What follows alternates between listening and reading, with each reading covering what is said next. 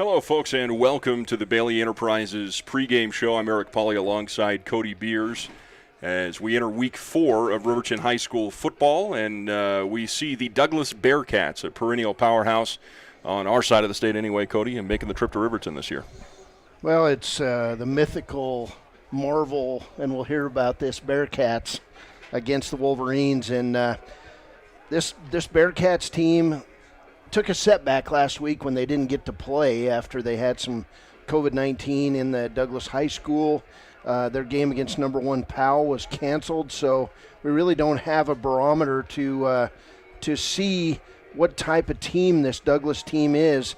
They go heavy in their junior class, Eric. On offense, 7 juniors. On defense, 8 juniors start. So it's a young team for Coach Jay Rhodes. Jay Rhodes in his 15th year, 108 victories at Douglas, and that's going to be a big one tonight as you got first-year coach against longtime coach. Hot take. I stole that from you. So coming off of a week like last week, Cody, the Jackson Bronx came into town. They took care of business. Riverton did not play good football last week. Too many turnovers and too many penalties. And those two things combined together will kill you in a high school football game. Riverton with 12 penalties, 7 turnovers last week, Eric. They've got to get better at those two things. If they do, they'll likely win tonight. That's my prediction. Once again, Riverton will enjoy a size advantage, Cody. Jackson was pretty big. They were the most comparable we've seen anyway to the Riverton front. Offense and defense, but they've got an outright size advantage, kind of like what we saw against Evanston this evening. Yeah, the biggest kid as far as weight on this Douglas team, 5'6", 242-pound senior Aaron Oriah, who starts both ways at guard and nose tackle. After that, they only have on offense one player over 202 pounds. That's Gabe Borman, 5'10", 220-pound senior. Good football player. We saw him last year. Tackles very well, hits hard. On defense, this team has a 217-pound cornerback. That's interesting, a 203-pound cornerback. And then they're very small across the front line. So it'll be an interesting game. Riverton's big. They have no injuries. Brock Hinkle's back. He'll play nearly every down on defense tonight at linebacker.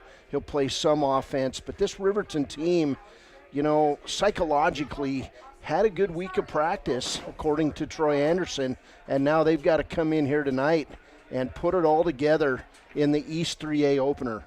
All right, we'll take a short break, folks. We'll come back and take a look at some of the games taking place across the state. We had a 3 o'clock game in 3A today, so we should have a final from that for you here momentarily. So we'll take a short break. Back after this. You're listening to Wolverines football, the Bailey Enterprises pregame show on KTAK, streaming live at yotoday.com. What matters most, it makes sense to choose an insurance agent who lives in Fremont County. Your local Allstate agent, Bill Brown, knows the ins and outs of both owning and protecting your home. Call Bill today for a free quote at 856-6573.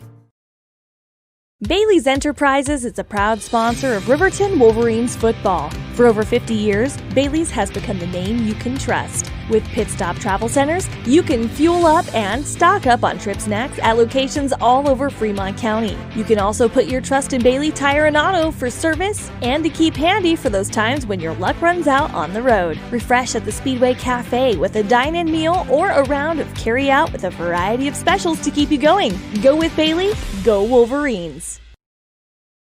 Papa Murphy's is proud to sponsor this week's Player of the Game. For a limited time, enjoy a Papa Murphy's barbecue chicken pizza made with KC Masterpiece barbecue sauce.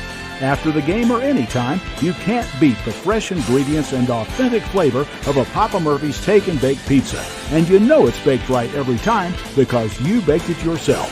Papa Murphy's on North Federal in Riverton. Drop in or order online at papamurphys.com. Go Wolverines! Welcome back to the Bailey Enterprises pregame show. Eric Pauly, Cody Beers with you up here in the press box. Brett Watson will join us here in a bit down on the sideline.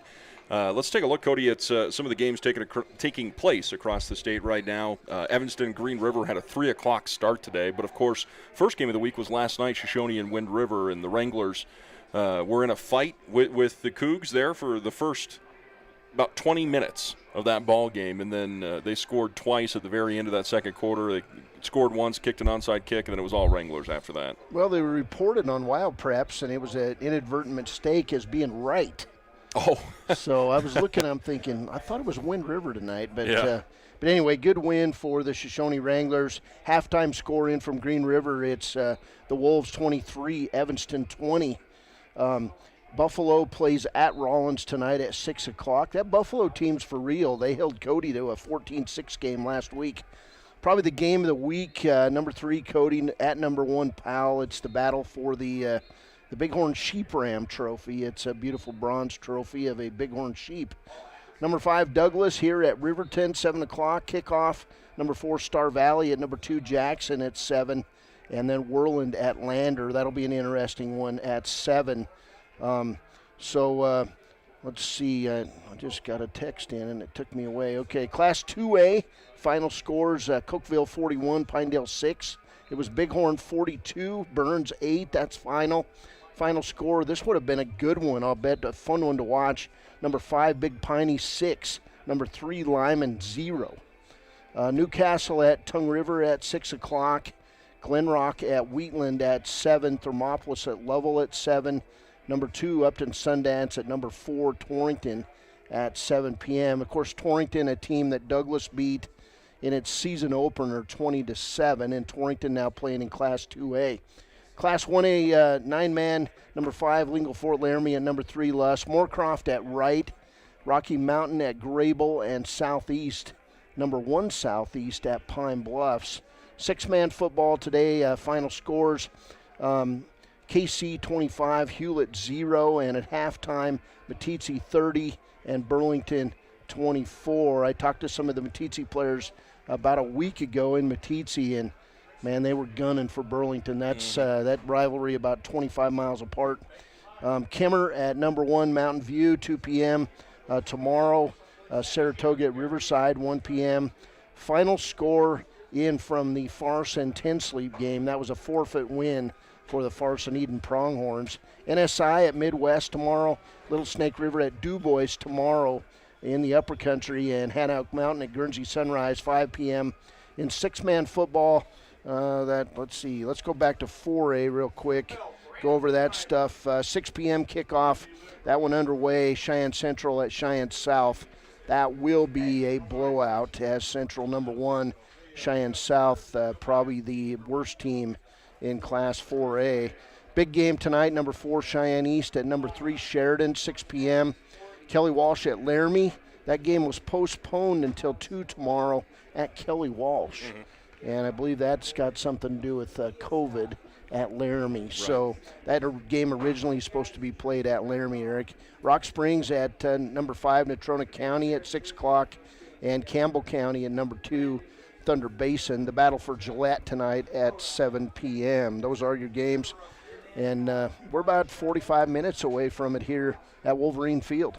All right, thanks, Cody. We'll take a short break here. We'll come back. We've got, Riverton Rear View, the prep report, the Pokes preview, and, of course, our Hey Coach interviews with head coach of Douglas, Jay Rhodes, and then Troy Anderson right here in Riverton, and then we'll check in with the starting lineups presented by Sutherland's once we get done with all of that. So stay tuned. Plenty more still to come. You're listening to the Bailey Enterprises pregame show on KTAK 93.9 and streaming live HD video on yotoday.com. Adolescence can be a rewarding time for young people, but for some students, it can be emotionally trying. Did you know that nearly 22% of Fremont County students in grades 8 through 12 answered yes when asked if they had ever seriously considered suicide in the past year? If you or someone you know is at risk for suicide, please contact the National Suicide Prevention Lifeline at 1-800-273-8255. That's 1-800-273-8255. Paid for by Fremont County Prevention Program. Your car or truck is an investment. When it needs repairs, you need someone you can trust to do the job right. Take it to Gunners Automotive. They repair all makes and models of cars and trucks, from oil changes to brakes, tires, and more. Gunners Automotive, 856-2288. We are building a stronger, safer CWC.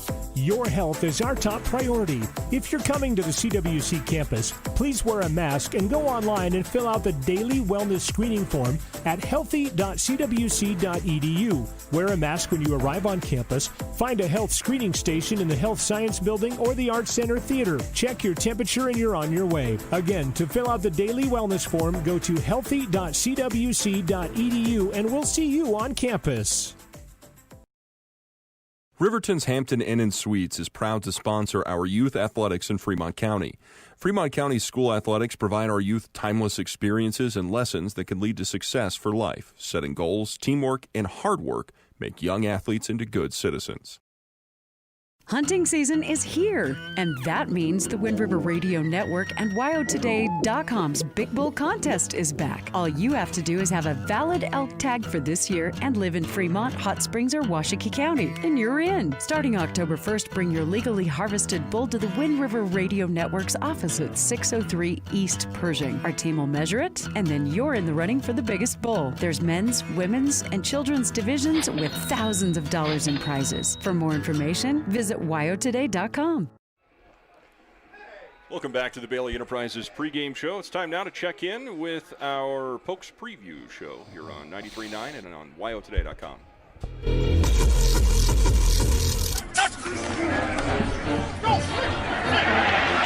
Hey, Pokes fans, it's time for the Pokes Preview Show with the voice of Fremont County, Eric Pauley. Eric, how about them Cowboys? Thank you very much, Dave. As we've all heard the big news, right, that the Mountain West Conference is now going to have a football season, an 8-game season. The decision was made last night. The presidents of the Mountain West had voted on it, and now we get to see where this takes us. The question is, what does it look like? Here's what we know so far. The inaugural game will be played on October 24th, and it'll be an 8-game season. The dates mean that the Mountain West title game will end up being played on Saturday, December 19th, and that'll allow the conference to be considered for a New Year's Six bowl game. Now, here's what we don't know. We don't know if there will be a Champions Weekend that the other leagues are doing with crossover games featuring cross-division games by order of finish. We're also not aware of what the Mountain West is going to do in terms of COVID precautions as of right now, which is important. I realize everybody is sick of talking about it, but it is important because we want to make sure that this 8-game season actually happens and continues and finishes and we get to see the end result. But it will likely include some multiple tests per week, whether it's pool testing, rapid testing, the PCR test to confirm the results. We're not sure. Now, the league is returning. That doesn't mean that all of these teams are going to be in the clear. And this is important to talk about. This is why we're talking about those cross-division matchups. San Diego State had a 2-week pause of any campus activities. Fresno State has allowed basically no student-athletes on campus. Colorado State is being investigated for not following health protocols, among other things. Hawaii is strict and required either a 2-week quarantine or a negative test within 72 hours. New Mexico, no sports being played outside of soccer.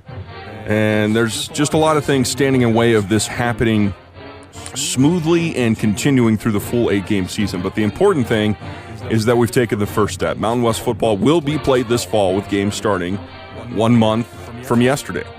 1 month from yesterday. So we'll continue to update you as more details become clear and the plan is put forth. Plenty more still to come on the pregame show. You're listening to High School Football on the Wind River Radio Network.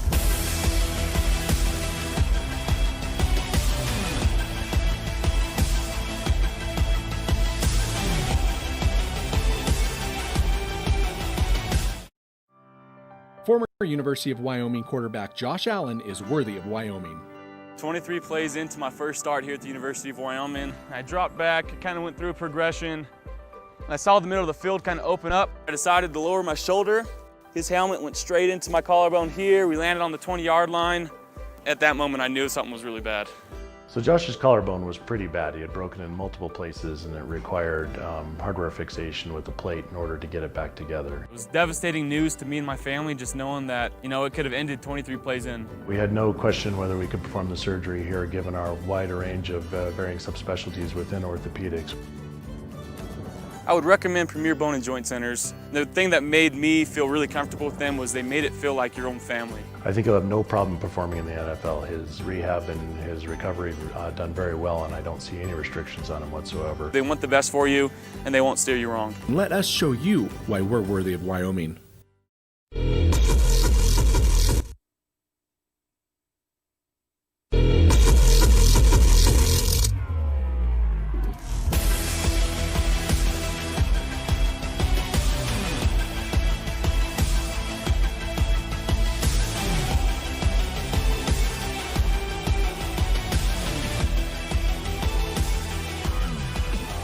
Welcome back to the pregame show. It's time now for a look at the prep report, a look at every single high school football game this week. We've already got one in the books last night in Class 1A 9-man, a cross-county rivalry.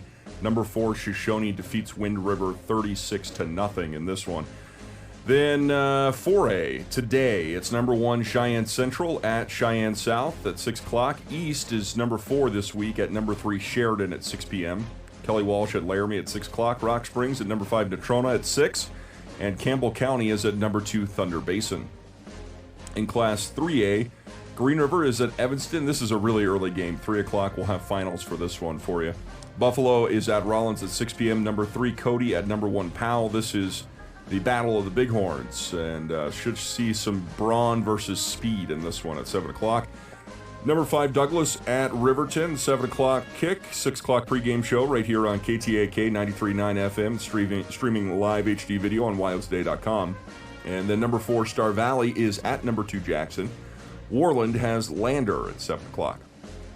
In Class 2A, it is Pinedale at Cokeville. That's at 1. We'll have finals for you. Bighorn at Burns. That's at 2. We'll have finals for you. And then we have number 3 Lyman at number 5 Big Piney. Also 2 o'clock. We'll get a final in. Newcastle at Tongue River at 6. Glenrock at Wheeland at 7. Thermop is at Lovell at 7 o'clock. We'll carry that game for you on KDNO 101.7 Classic Country. Donnie Burris, Kevin Simpson with the call of the game. And then number 2 Upton Sundance at number 4 Torrington at 7 p.m. And 1A 9-man is number 5 Lingo Fort Laramie at number 3 Lusk at 7. Moorcroft at Wright at 7.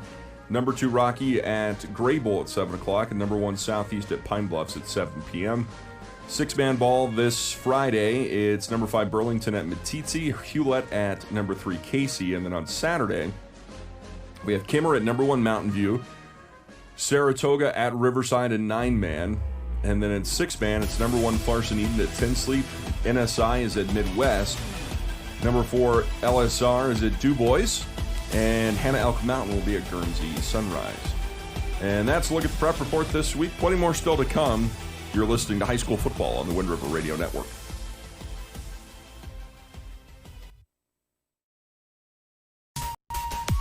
Gales Carpet One is a proud sponsor of this Riverton Wolverines broadcast. Lombardi once said, "The only place success comes before work is in the dictionary." Gales wants to applaud these young athletes on their drive to become the best team possible and show the state of Wyoming what it means to be a Wolverine. Gales Carpet One, floor and home, 220 East Main in Riverton. Go Big Red!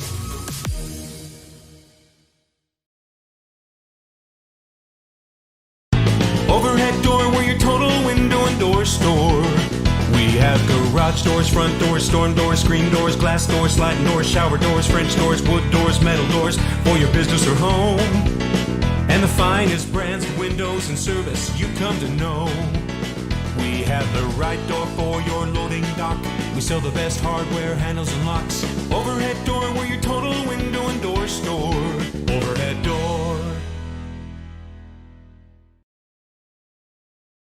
There's a new face in the Women's Health Department at the Lander Medical Clinic and Western Family Care. Welcome Certified Nurse Midwife, Sam Skelton. Sam earned her doctorate in nursing practice at Frontier Nursing University. She provides full-scope midwifery services and enjoys empowering women to take an active voice in their healthcare decisions. Tam is accepting new patients at both Lander Medical Clinic and Western Family Care in Riverton. For an appointment in Riverton, call 856-6591. 856-6591.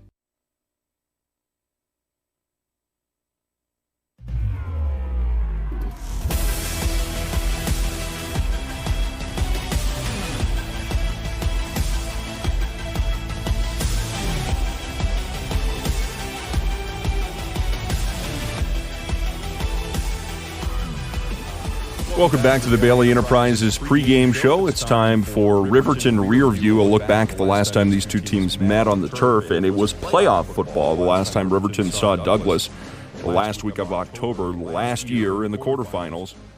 And this is how the game went. The game started with what could have been a moment for Douglas. Sophomore running back Kelton Ewing, who is going to be a force this evening, broke 5 tackles right down the side of the field. It was a 40-yard touchdown run, but it got called back for a block in the back, and they ended up committing almost double-digit penalties in the game. I think there were 9 penalties against Douglas in the game. It was a slow game. First quarter ended 0-0. Both teams lit up the scoreboard in the second quarter. Douglas scored on a 28-yard strike down the middle from Yeaman to Perry. The second half was a scoreless battle for different reasons. Douglas struggled to convert and pick up points down in their own territory.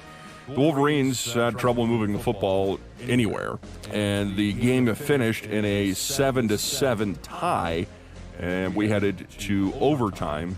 And, it's the way overtime works. It's 4 tries from the 20-yard line for these two teams. And the Wolverines tried running the football, and senior linebacker Jake Hallquist of Douglas ended up stopping Riverton close to the 2-yard line and put the ball back in Douglas's hands, and then one score for the Bearcats would win the football game. And the Douglas coaching staff, Jay Rhodes, went back to old familiar. They went to the heavy formation and did a tackle over. A.J. Yeaman handed off just 3 times to Gabe Borman, who, by the way, does not have a whole bunch of carries this year. And he plowed into the end zone for the game-winning touchdown. Cooper Gamble. That's a look at the Riverton Rear View. Plenty more still to come. You're listening to the Bailey Enterprises pregame show on KTAK, streaming live on WyoToday.com. The choice is yours. Sutherland's Friends of the Family Plus Consumer Credit Card lets you choose from 5% off instantly at the register or special financing on qualifying purchases. That means no forms, no waiting, no rebates. You can choose 5% off instantly with your Sutherland's credit card. Got a big project? Choose special financing. The choice is yours with Sutherland's Friends of the Family Plus Consumer Credit Card. Subject to credit approval. Minimum monthly payment required. See store for details. Only at Sutherland's. Drive now, text later. Create your own sunshine. Buckle up, tough guy. I hear and I forget. I see and I remember. I do and I understand. Seatbelts keep you hanging in there. Don't leave your life on the road. Don't regret the past. Just learn from it. Superheroes, buckle up. It's better to buckle up than sorry. You are enough. Don't leave your life on the road. This is Cody Beers with YDOT. Wherever you are, wherever you're going, buckle up. Take care of each other on our highways, on the Wind River Reservation, and everywhere else.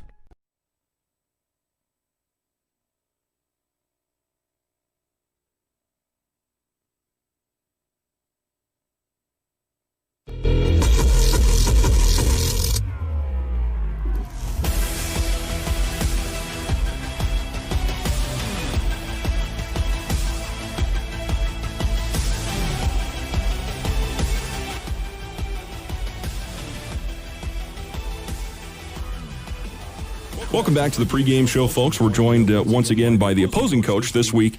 It is head coach of the Douglas Bearcats, Jay Rhodes. Jay, I appreciate you working with us here on a Thursday. And I guess let's probably dive into the talking point that everybody's already hit you with. But you guys have had a little bit of an extended break here due to what's been a strange 2020. You guys didn't get to play last week. What happened with practice last week? Did you guys continue with practice last week? Did you start fresh this week? What happened?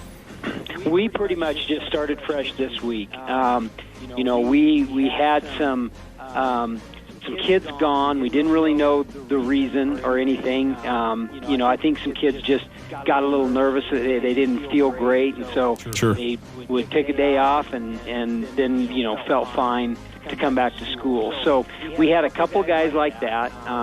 And then we just had some positive tests in our school, and then because of contact tracing, had some kids get quarantined. And so it was kind of one of those decisions that, hey, let's just kind of back off and take a precautionary measures here and not have practice. So we didn't practice Tuesday through Friday, and then all the way through the weekend, and just said let's give our kids a break. We told them to social distance, and hopefully we can kind of stop the spread, because the football team does. We have the most numbers of any program, that we have, and those type of things. So, and we're practicing so much together. I mean, we try to space out in the locker rooms, and we're trying to, do all the right things. But there's a lot more chances for contact with as many kids as you have in a football program. Not just talking ours, any football program. And so we just saw it as a good idea to take a break and kind of just be a little bit. Kind of the same idea as the lockdowns last year. Right. Just lock down for a little bit and social distance, and see if we can get everybody, feeling good next week, and get some quarantine kids back, and some things like that.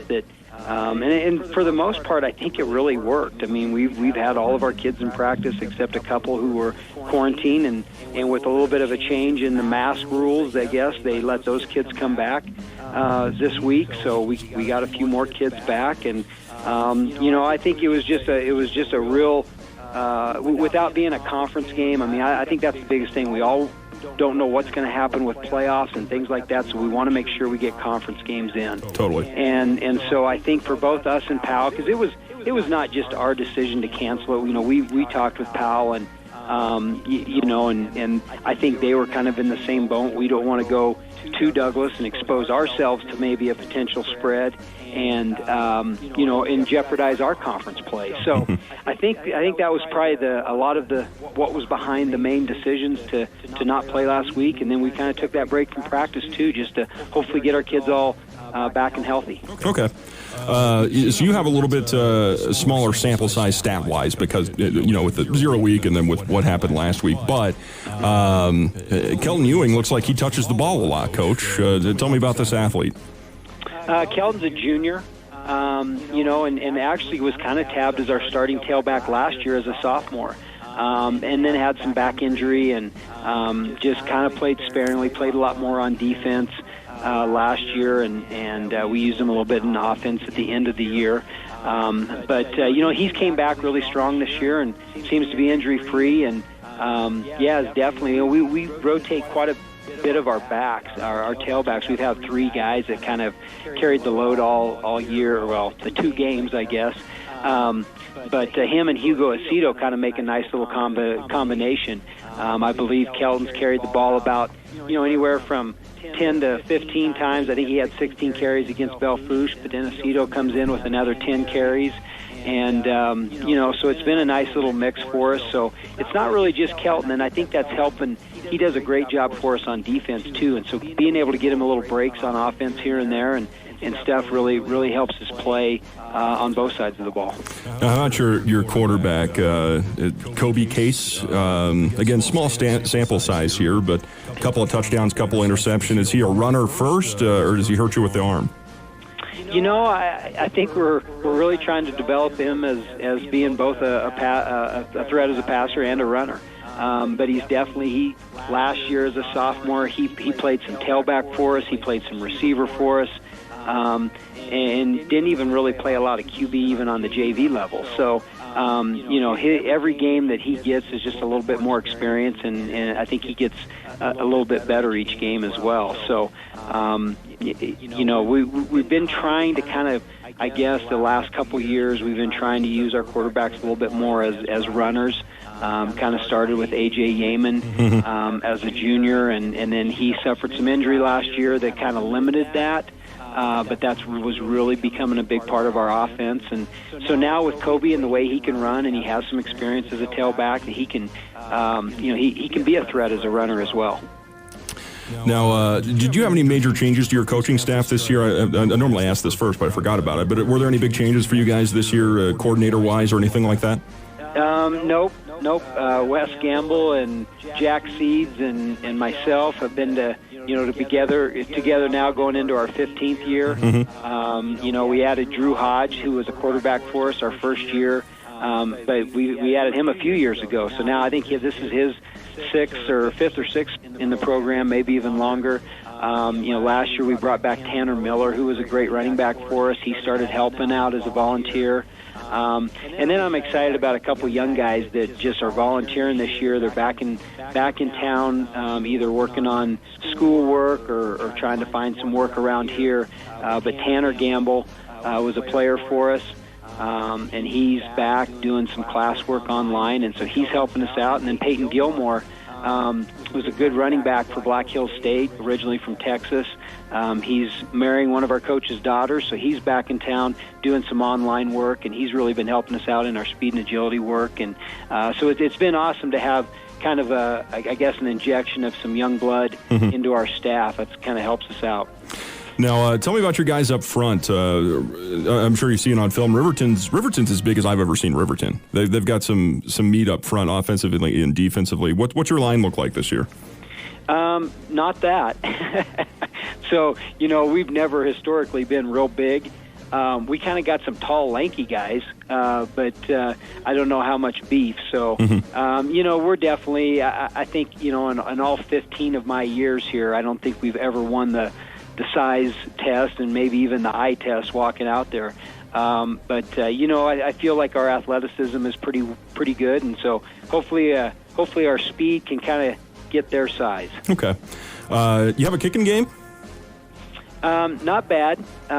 We've only had to punt, I think, twice this year in those two games. It's funny you say that. I got to share this with you. The Jackson coach last week, I asked him, I said, are the stats right? Have you guys not punted yet? And he was quiet for about 3 seconds, and he says, punting's for losers in France. And then that was the end of it. So. Well, I'm not quite that arrogant.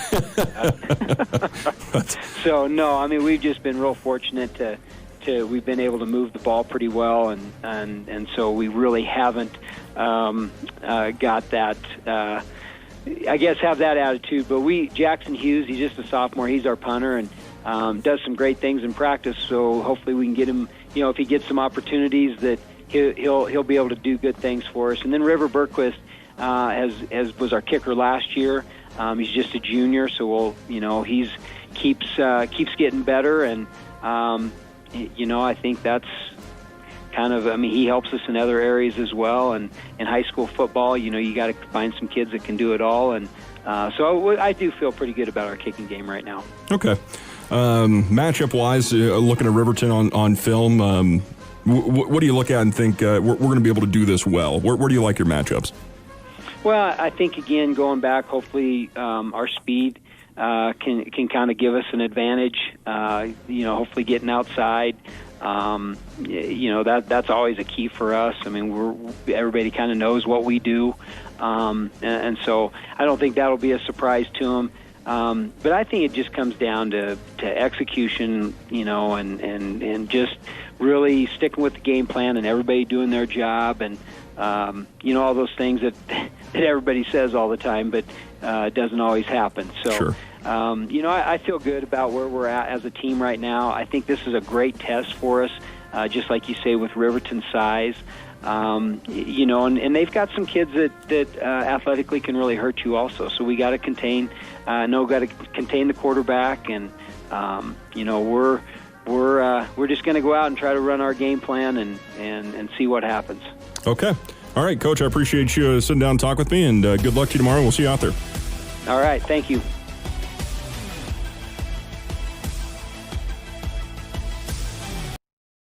Brown Sugar Coffee Roastery is proud to sponsor youth sports for the best in fresh roasted coffee, breakfast, lunch, and dinner on the weekends. You'll enjoy the best locally sourced food at Brown Sugar Coffee, 203 Main Street in Riverton. Here's an important update from Wind River Family and Community Healthcare. They are continuing to see patients during this trying time. If you have a cough, shortness of breath, and a fever, call 307-855-2966 or 307-857-9489 before coming to the clinic. A nurse will triage you over the phone. They will ask questions regarding symptoms and recent travel. You can also reach Wind River Family and Community Healthcare by calling 856-9281.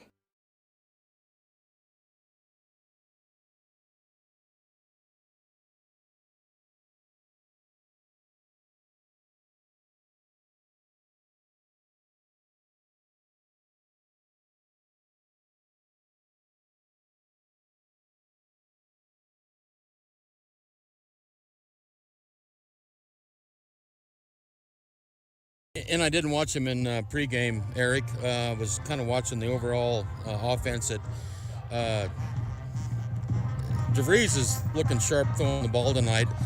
Kind of on a side note, I was talking to Coach Ross Anderson, and they've defensively matched up Mathis against their number 70, who plays tackle, who they've identified as probably their best offensive lineman. While talking to Coach Anderson, they couldn't identify number 70, and Coach Rhodes has apparently put him in number 68.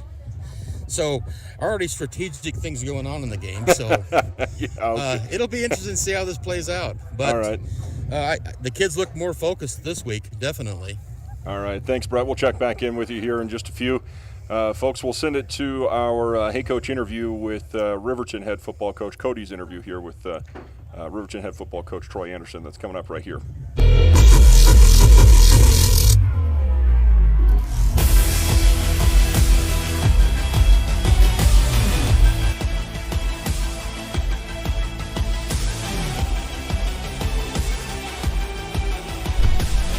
Cody Beers here with Coach Troy Anderson before the Douglas game, and Coach, the Bearcats, longtime nemesis of the Wolverines. Yeah, they're 3A East, you know, if you could label a team in the last probably decade, I would guess, or maybe even more. They're the team in the East that's kind of been the nemesis for us. I was talking to the guys the other day, and I don't have a track of the history of it, but they're telling me 8 or so years since we beat them. So, I mean, that's kind of the target out there for us. Yeah, last win was in 2012. Jay Rhodes, he kind of sets the standard for coaches in the East. He's 13-2 against the Wolverines. Yeah, I mean, that's really quite a record. I mean, I think that's a record anybody wished for against any opponent. He's got an established program. I saw the film from 2 years ago, and I've been watching all week. I can't stop watching, it seems like. And they're just a really aggressive team, you know. They play downhill, they play with enthusiasm and urgency. And I think they're well established with what they do, and they do what they do well. Yeah, they like balance on offense, and they've got a running back this year, looks like. But they haven't played in 2 weeks. So how do you take advantage of that as a team? I mean, I think we're a little more tested, obviously. We played all the big three over there for 3/4 of the big four from the West. We survived it with very little injury, so that's a real big positive.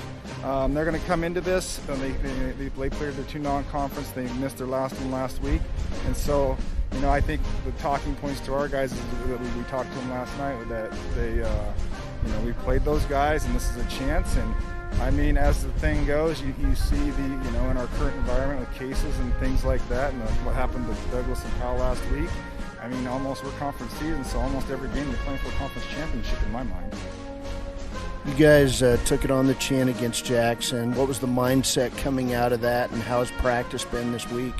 We had a really good night last night. We were a little off offensively on Tuesday.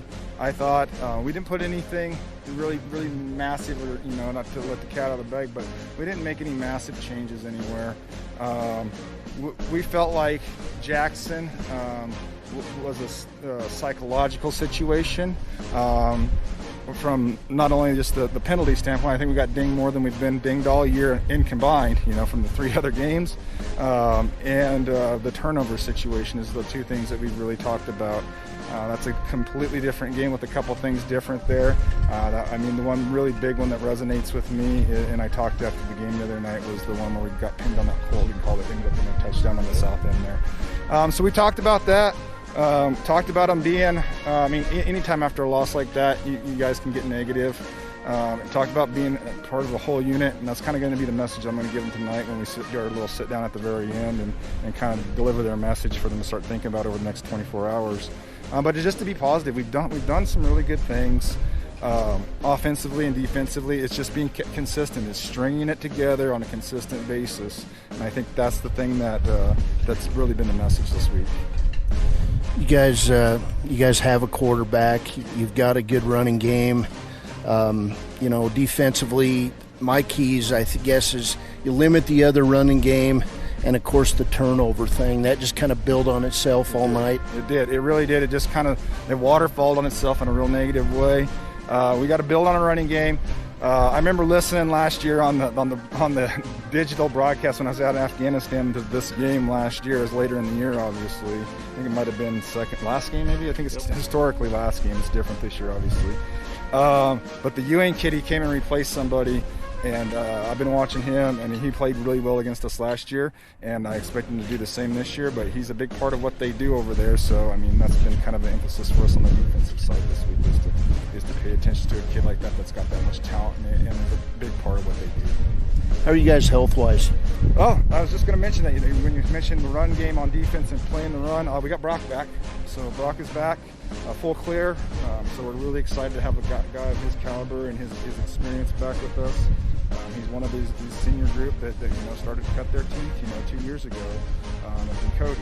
And so we're really happy to have him back, and hopefully he's going to be mostly in a defensive role for us. We're going to kind of ease him back into a little bit. I try to find some offensive reps for him and get him on some specials and get him out there. It's been a solid 2.5, 3 weeks almost since he's been on the field, so we don't want to smash his body back and run his body drill. We want to have him for a long time, not just a game or so. But we're really excited to have him back. So that's all we got. We're good to go. What does it mean to get a kid like that's a bruiser back on defense? Yeah, he fills in the gap there, right? We've had some challenges out there on the edge standpoint, and I think he kind of helps shore up some of that a little bit from his physical standpoint. I think from the psychological, mental side of it, he's been around the game and understands the intensity and expectations that we have, and I think that he can bring that out there. That some of the other guys are easing their way that way, but I think he gets us a little bit more full scale. Speed kills, and that's what Jackson brought with that running back. That kid had to have had track and field skill. Yeah, you would think so, man. He's a really hard runner, and he gobbled up the yards, and we couldn't keep up with him, and they did what they want. And it goes back to just imposing the will. Their line stayed on our guys and covered up our guys and got second level, and the back was a very good back, and he made his line look right. And so he's a heck of a player, man. I would say in our class, maybe statewide, he's probably one of the better guys that play in that backfield position from the running back standpoint. It leads me into this question: how do you stop that outside run, that off-tackle outside run? Yeah, I think you've noticed, you've watched the games with us, you've noticed we've got Broden Mathis out there. He really helps things up, shore things up, and teams don't use after a handful of plays. They shy away from his side a little bit. So if we can make it more of a one-sided affair, I think that's kind of the goal with it. If they want to come double team him and use up 2 or 3 blockers on him, which they very well may have to, we see it in practice all the time. The kid's a stud. Maybe we'll force that, and that gives us another free hitters on these other sides. So you're not going to get faster in season, but we can, strategically, tactically try to put some people in better positions and kind of use our strengths to our advantages. I think that's kind of our goal. Tell me about your passing game. It's kept you in games. Obviously, you want to be more 50-50 running the ball too. Yeah, we pass more than anybody else in the league, I guess, is what the stats say. But when I do our play breakdown every week, we're right where I want to be. I'm 60-40 on the year, counting the PAL game. So 60-40 on the year, real happy with that. The other thing I'm happy, and I've talked to the guys this week about, like, obviously Damon has done a lot of great stuff for us. But when I look at all my other performers, like, I'm unpredictable. Like, I've got Damon, which is obviously heart and soul. But then I've got Lucas Engel, and I've got Blake Dill, and I've got Rodney Lucas, and I've got Trey. And they're all right there. They're all within like 20 yards performance of the volume. Like, and I was just looking at it, it's 60-40. I'm pretty happy with that. I'd love to pound the rock to the chagrin of my receivers probably, but I'm pretty happy with where we're at because teams can't just line up in the box. It's so common and can be frustrating when they can just pound 8 or 9 guys in there. I looked at some footage today of Douglas versus Belfouche, and they had 9 dudes within 4.5 yards of the ball. I don't want to have to deal. I can't deal with that with the way we run our offense, And so we got to make them accountable on the outside with these other guys that are really talented and start to have really great seasons. So that's kind of where we're at with it. Is that we're trying to stay balanced. We like to run the ball, but we're not going to do that at the forsaking performance-wise on the field. You guys right up against mid-season point here, still summer weather. Do you feel like you're making some progress at the midpoint of year one? Yeah, I do. I feel like we're getting there. I probably need to go down and spend a little bit more time with our young guys to get our culture and our mindset right down there a little bit better. And the Frostmers, they're young. They're having to digest a whole lot of things getting in here. But we need to get down there and develop those young leaders. We've got quite a bit of that up here, and they're developing more as it comes. But yeah, I feel like we've made some progress. I mean, I get nervous every week still. I think you should. I always tell anybody that talks about being nervous is it's good to be nervous, It means it's important. But yeah, I think we're making progress. I think we talked in coaches meeting the other night. The Smith kid, Caden, has probably come the longest way at the left tackle there offensively for us. Damon's doing great things and still making reads. I mean, when you ask a kid to try to diagnose 3 things in 3 seconds, that's a heck of a task, and he's doing a really good job of it. And the receivers and stuff, and are coming along leadership-wise. The line move we made 2 or 3 weeks ago, whatever that was, I think has helped out them to be more capable in their roles. And so I think we're getting there. I want to go down and spend some time with the young guys and get them there. And we want to bring them along so we can get that next layer going there. And then, spending some time down with the middle school and coming over to RGFL when you're over there. But we just want to see these guys move forward. And I think we're starting to understand the system. And that just comes with repetition and execution. So what's tough for a Wolverine or a Bearcat? I don't even know what a Bearcat is. I don't either. I feel like that's a Marvel character, and I'm not trying to talk trash because there's some cool Marvel characters. I would say it's probably a pretty even battle. I mean, last year was an even battle. I would expect them to come up here and have a sense of urgency. I watched some footage today, and those dudes play with like they're playing for conference titles and sense of urgency. So hopefully we strap it on. And I mean, I love nothing more than to have a really good win, an Evanston style win, but I don't expect that they're going to come up here and want to fight. And like I told some of the boys the other day, that we probably need to be prepared for a fight in the phone booth. I think that's probably where we're at with them. All right, Coach, I'm going to go home and look up Bearcats under Marvel and see what we find. Hey, we'll see you at halftime and after the game. All right, thank you. I probably made Stephen Douglas mad, but I'm not trying to.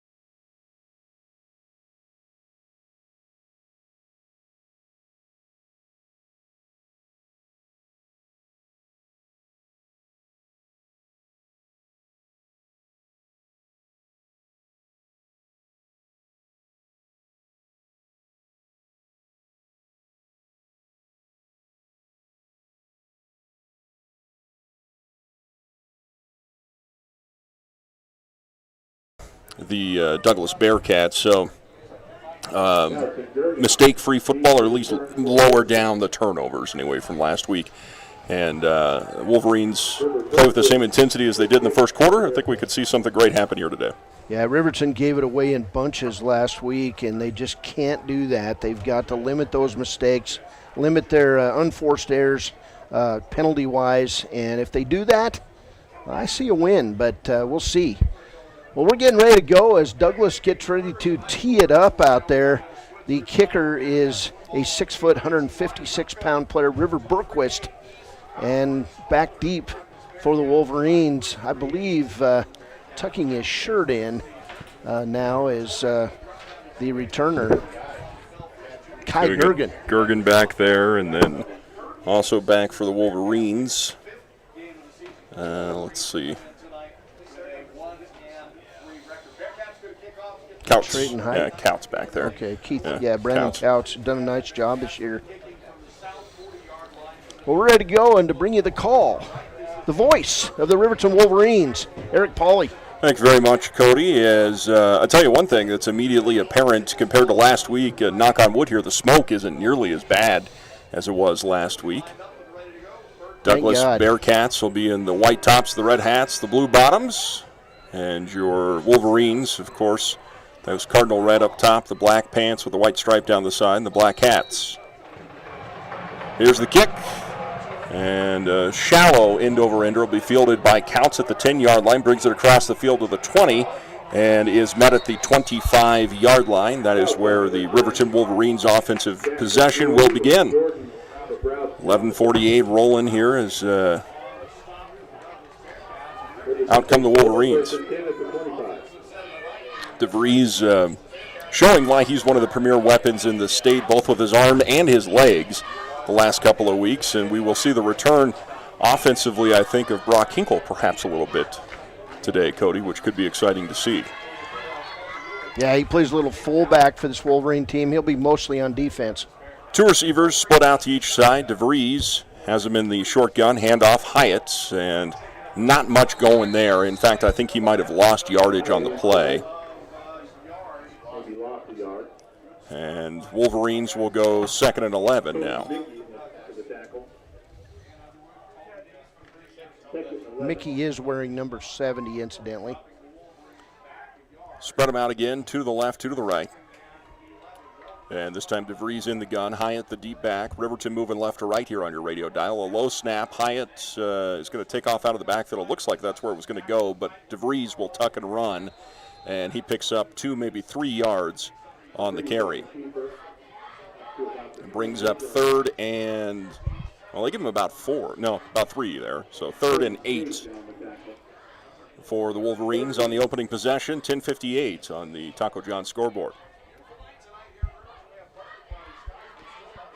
Dale will be in isolation over here on the near side, split between the hash and the numbers. Two receivers on the far side, and they got a fullback in there as well. Snap a little bit off, handoff Hyatt. And Hyatt will bowl forward, gain of about 7 on the play. He'll be short of the first down by about a yard.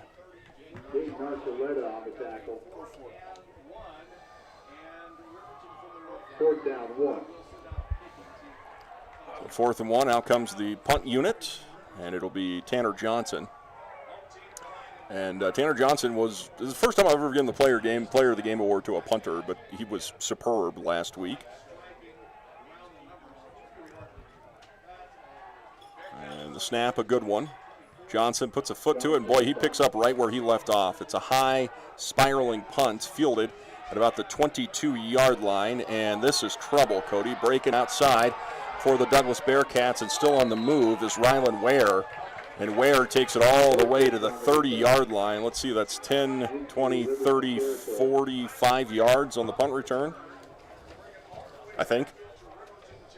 Tackle by touchdown saving tackle by Broden Mathis.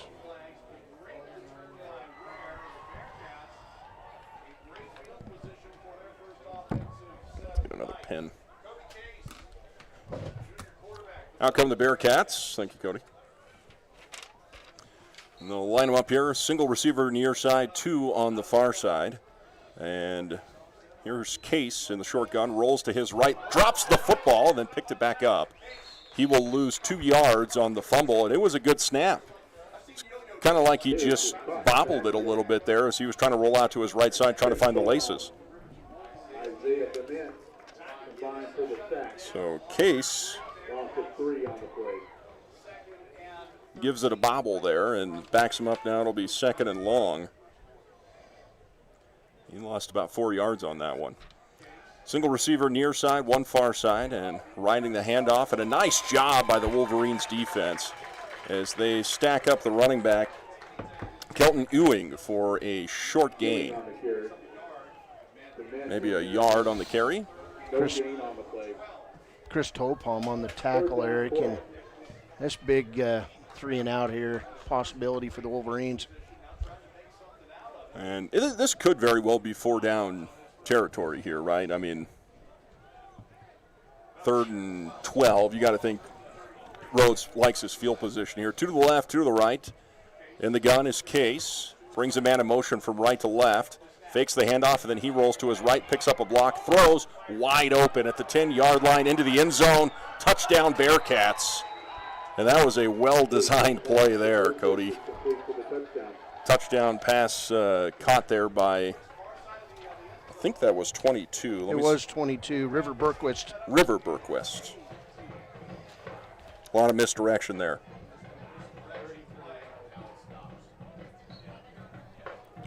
.22-yard touchdown to River Berquist.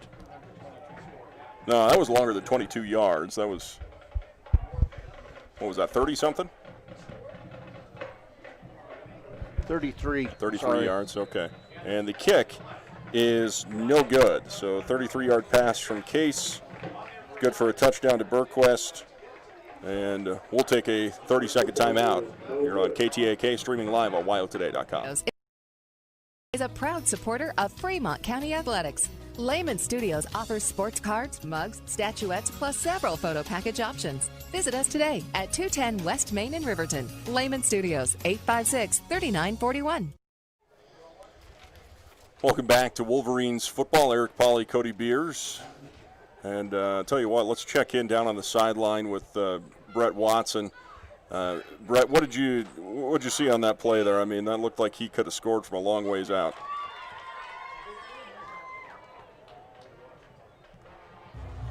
Well, just like you said, Eric, it was a well-designed play, and the kid was 10 yards beyond the defender, and I think he kind of bit on the run a little bit. But there's a veteran coach for you. Pull something out of the bag, and Riverton paid for it. Not the way we want to start, but all right, suck thanks. it up and do something this time.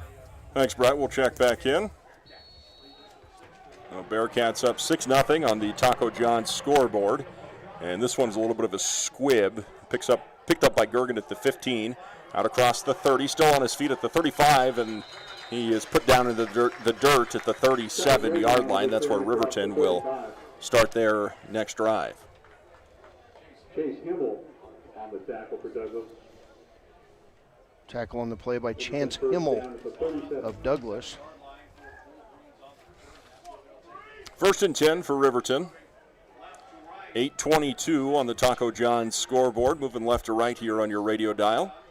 They'll send Lucas out of the backfield. Low snap to DeVries. Handles it well. Gets it over to Lucas Engel for a slip screen, and he's going to be dropped for a loss. That took a long time to develop there. Lost his helmet on the play, too. And it'll be -2 on the play. Out there on the tackle.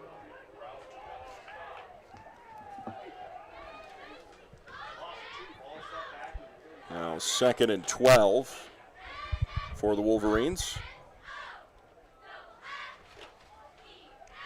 Ball is spotted at the 35-yard line. Man in motion from left to right. They fake the handoff to DeVries. Keeps this. He gets swarmed under, Cody. This will be a loss of close to 5 yards on this one. And I don't know if he just turned into a blitz or what there, but a pile of Bearcats on top of DeVries. That was Case and Gabe Borman on that tackle. 3rd about 14. A loss of about 4 on the play for DeVries. 6-0. Douglas with the lead. DeVries in the gun. 2 receivers split out to each side. Snaps there. This time he airs it out, sends it down the right sideline, looking for Jared Lucas, and just missed the outstretched hands. And it falls incomplete, brings up 4th down, and out comes the punt unit. Just incomplete. 4th down.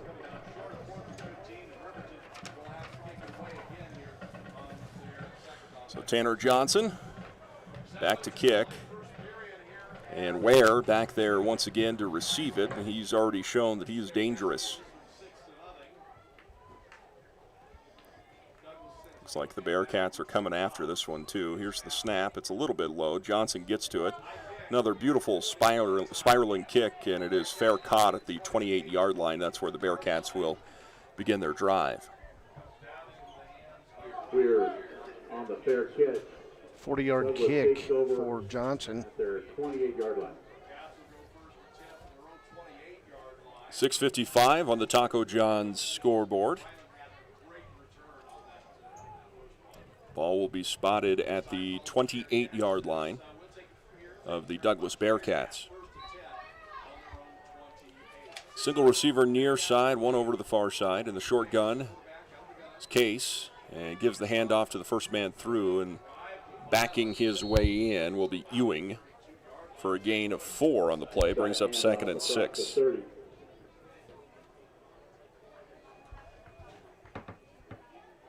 Ewing on the carry. Broden Mathis, target on his back all over the state by other teams with the really nice tackle. Single receiver here on the near side, right on top of the Wolverine here at the 30-yard line, and single receiver far side split outside the numbers. Quarterback keeper here and picking up the first down yardage. I believe that was Colby Case. Yeah, that was. Well, hold on. Bryce Nimmo on the tackle for Riverton. Kobe Case. Yeah. Case wearing a different number. He's wearing number 2. Yeah, he's wearing number 2. That's right. First down. Bearcats moving right to left. Here's the pitch, right side. Ewing hits the corner. He's off and moving. He might have enough for the first down again. Got it across the 50-yard line and picks up 11 on the play. First down, Douglas. Tackle by Kai Gergen. Riverton unable as so far to defend that edge on the other side of Broden Mathis. 5:19 in the first quarter on the Taco John scoreboard. Douglas on the move. They lead at 6-0. They scored on their first possession after a Riverton punt. There's the snap, and something funky happened there. I don't know if that was intended to be a direct snap or if it was a bobbled snap by the quarterback. But either way, they were able to reel it in. Ewing gets back to the original line of scrimmage on the play. I think that ball was actually a direct snap to the running back. Was it? But it was supposed to go to Case. Or maybe a miscommunication from the center then, huh? 2nd and 10, 2 receivers near side, single far, split backs.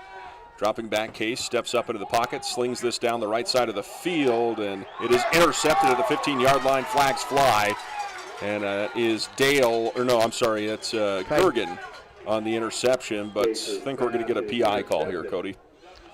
Yeah, anytime you see a receiver fly out of the screen, then things are going to happen.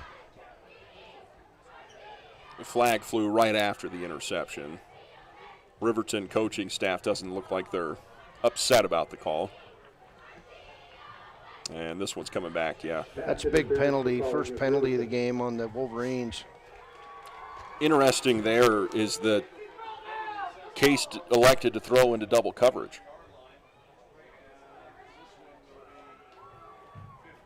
15-yard, that one hurts.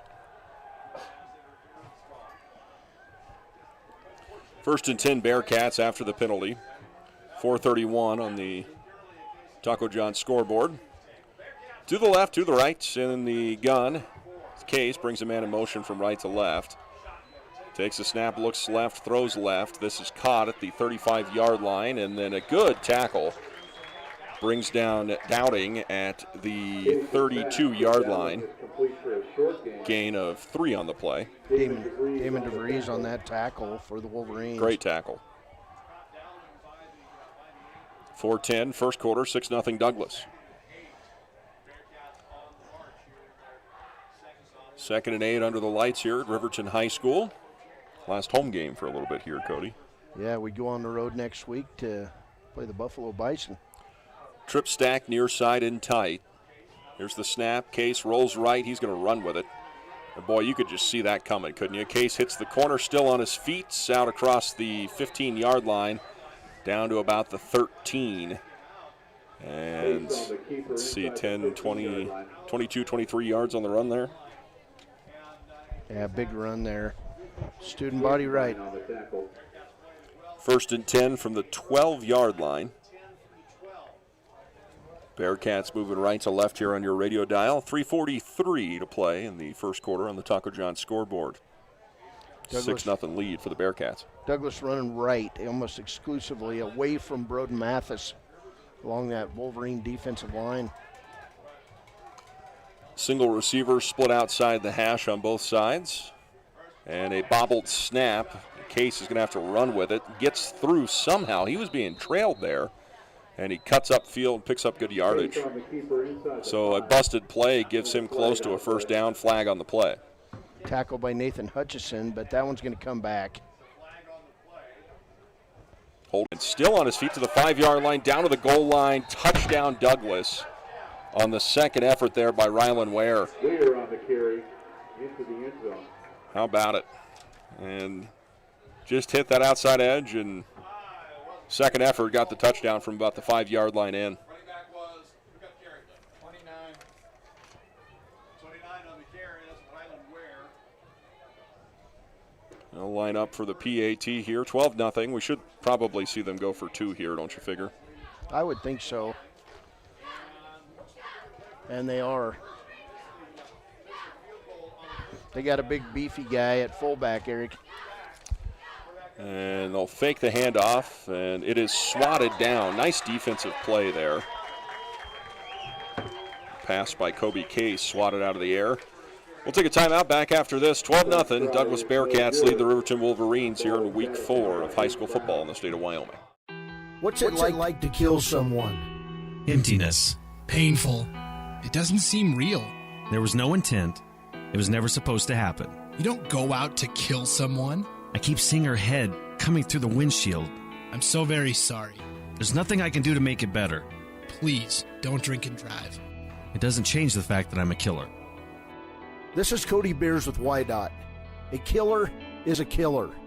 Never, ever drink and drive.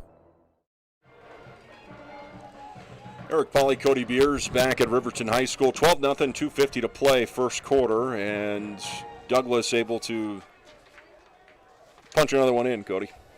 Yeah, and we did get an update in from Laramie. The Laramie game was postponed until tomorrow because of smoke from that big fire burning in the wilderness. Thanks to Tyler Campsey of Laramie for that update. Well, the kick returned at the 15-yard line. Good room here out across the 40. And across the 50-yard line, stiff arm across the 40. Excellent return there for Couts. Takes it out to the Douglas Bearcats 40. Boy, and that's what everyone ordered, Eric. Wolverines been backed up in their own end of the field, and in one run, Couts flipped it. Well, that's the big play we needed.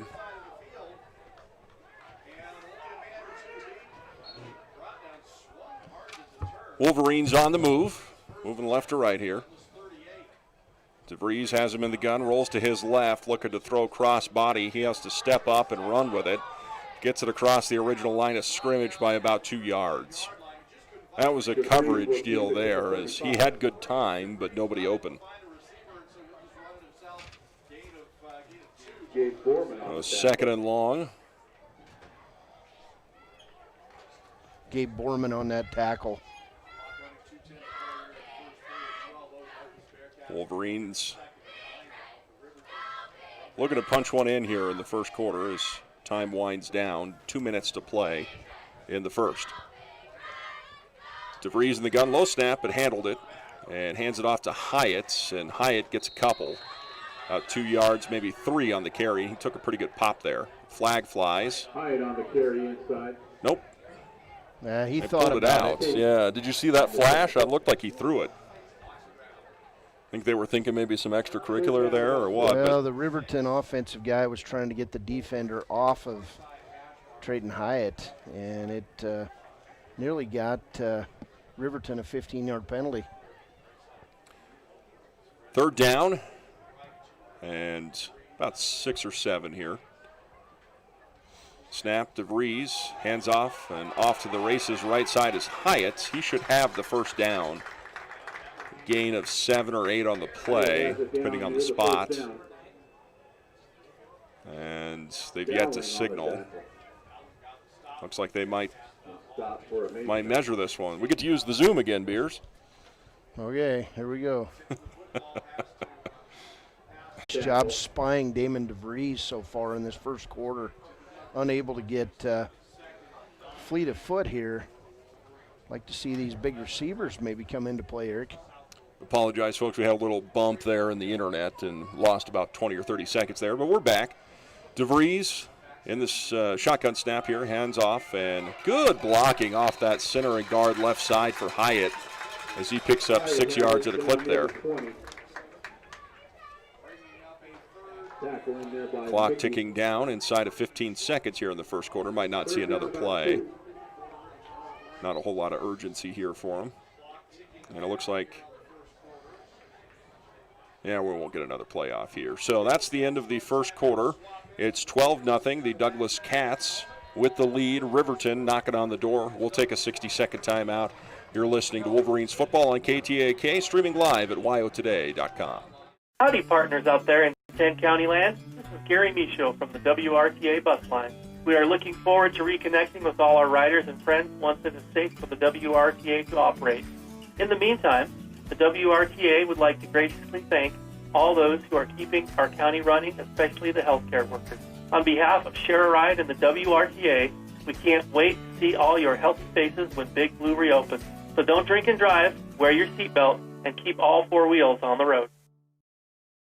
When repairs are complete after a collision, you expect your car, SUV, or truck to look like new. That's the service you'll receive at Stork Auto Body in Riverton. Professionalism and meticulous attention to detail. You can depend on Stork Auto Body, 841 Miniweb Avenue, Riverton.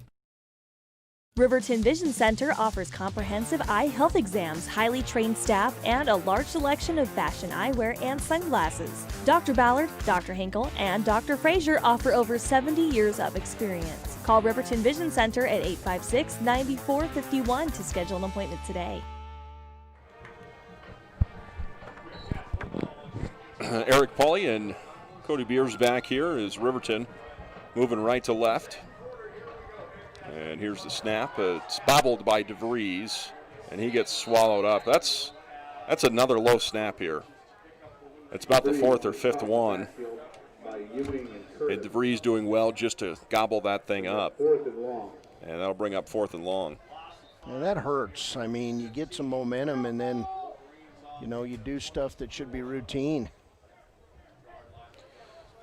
So 4th down. DeVries' hands bleeding, so he had to run off the field.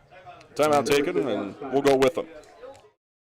Porter's Mountain View Supply is proud to support local high school sports teams for home heating, outdoor grilling, and barbecue, along with the best in spas and hot tubs. See Porter's Mountain View Supply, your locally owned dealer, for top brands like Hearthstone, Quadrifire, and Blaze King stoves, Weber, Big Green Egg, and Green Mountain Grills, Free Flow and Sundance Spas, along with service after the sale. Call Porter's Mountain View Supply in Riverton at 856-6993. Porter's. High Plains Power. 11:29 to play in the second quarter. Riverton just took a timeout. And like they're, I'd like to say happy birthday to our sideline correspondent, Brett Watson. Happy birthday. Happy birthday, Watson. So Riverton's going to go for this. Almost to the time of the reckoning in his life, ready to get Medicare. 2 receivers near side, single far. DeVries takes the snap, rolls right, and got hammered. Sawed in half there. It's a sack, a loss of 6 on the play. It'll be Bearcats football. That was a big hit. Again, Cody Mickey delivers the shot. Wolverine offensive line unable to contend with the speed here and intensity of the Bearcats through a quarter and about a minute.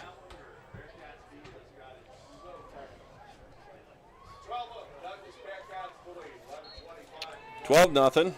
Bearcats moving left to right. 1st and 10 for them. Ball spotted at the 31-yard line. And Case flips this left side and breaking a couple of tackles is Ewing for a gain of 5. Hugo Aceto on the carry. Brock Hinkle on that stop. Brought down by Brock Hinkle. Good to see senior Hinkle back in the lineup.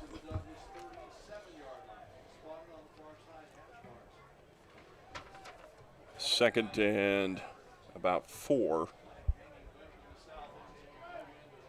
Case under center this time in the eye. They give it off to the big man, and Riverton all over this one. And the handoff there went to Gabe Borman, and Borman's the one that drove it in on him last year in overtime. Not this time. Chris He loses Topham. a yard on the play. Yeah, Topham on that tackle. It was mano-a-mano between the two big men on the inside, and Topham did a nice job. Big 3rd down. 10-12 remaining here in the second quarter.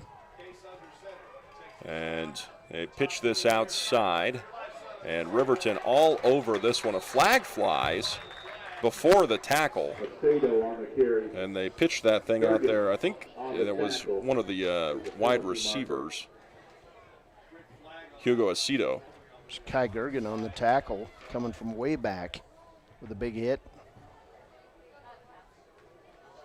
See what this flag call is here. I think it's going against Douglas. I didn't see anything from Riverton. Riverton's going to decline the penalty.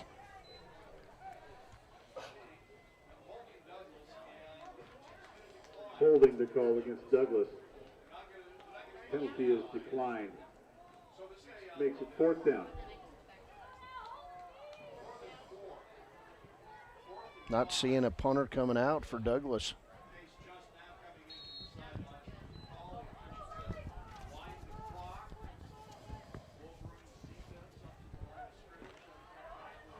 They're going for it.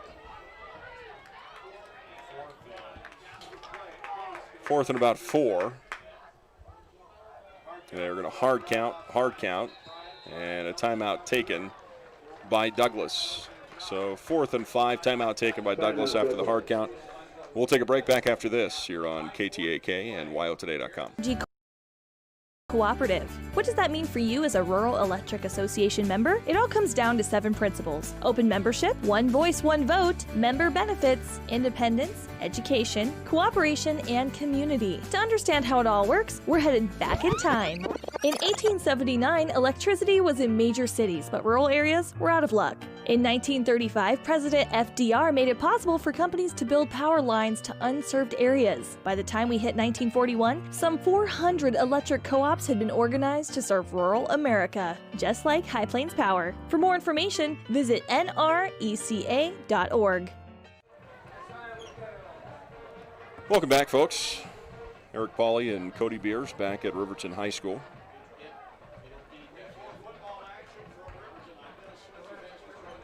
And it's still 4th down.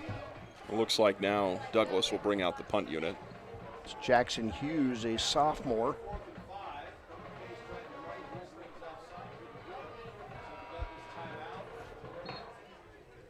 Blake Dale back for the Wolverines.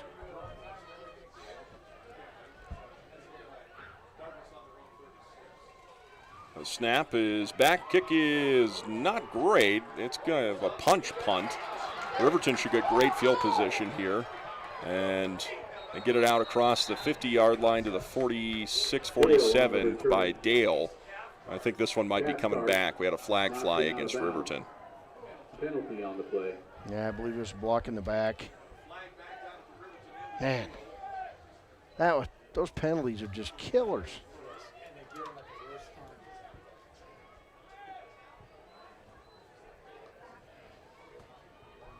Blake Dale didn't need that block.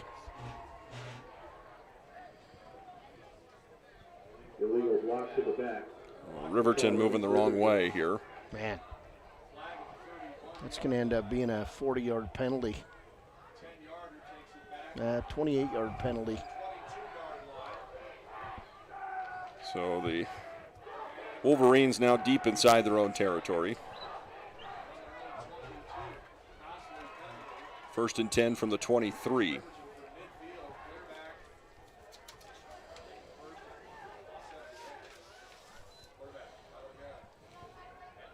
And Dale with it.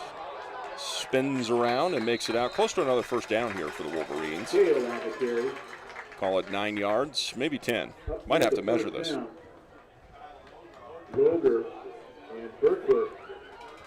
First down, Riverton. They'll give it to him. Will be enough for a first down.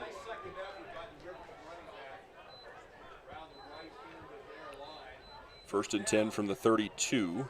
Riverton moving right to left. 2 receivers near side, then move out a third down to the left side. DeVries takes the snap, handoff, goes to Hyatt, and Hyatt, extra effort, will give him about 3 on the play. Across the 35. Ewing on the tackle. 2nd down, 6. 8:30 to play, second quarter.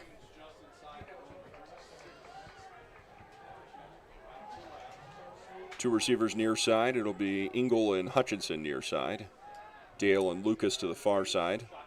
Bring Dale in motion. They hand it to him. Dale brings it around the hash here and then cuts up where he will be met by a couple of Bearcats. No gain on the play. Dale on the carry. Well, they're trying to get the ball in his hands, Cody. By Curtis. Well, not trying to. They are. Dale's getting some touches. Haven't seen much out of Riverton's passing game downfield yet. 3rd and 5 or 6. Shotgun snap to DeVries, drops back, throws left, and this is incomplete. Miscommunication there. As that was actually pretty dangerous there for the Wolverines.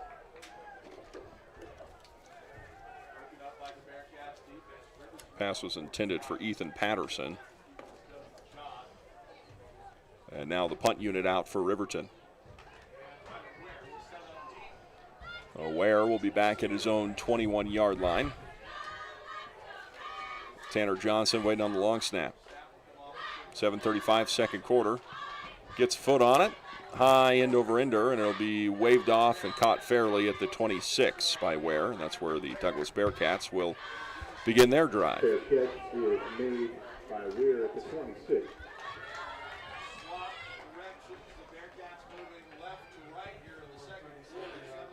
12-0 lead here, Eric, and Riverton moving the ball a bit, but unable to control that outside running game, and that's led to a couple scores for the Bearcats.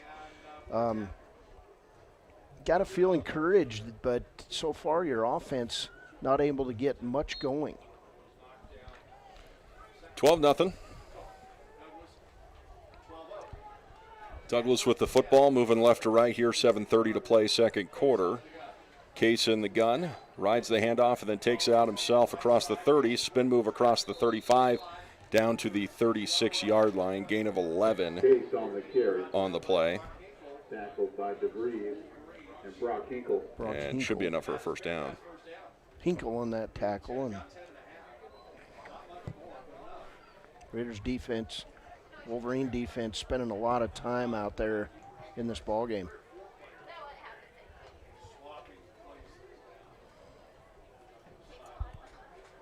Brett, you got levels now? He does. Okay, we're good. We'll check in with you here in just a minute. 7:15. Bearcats football, trip stack left side, Cody. This is going to be a quarterback keeper, or they're going to throw deep here. Let's see. Oh, they just tossed it. I should try to predict plays more often. It worked out well. Ewing for just a couple on that one. Last time we saw that trip set, they faked the toss, and he had 4 blockers out in front of him there, Case the quarterback. Nathan Hutchison on the tackle. That's Cody's favorite football play. Yes, it is. That's your student body. Yeah. Well, they've ran a couple. They went student body right with Case a while ago out of the quarterback sneak. 6:51, second quarter. And they hurry up to the line here. This will be a quick snap. Under center, they pitch. Here's a reverse.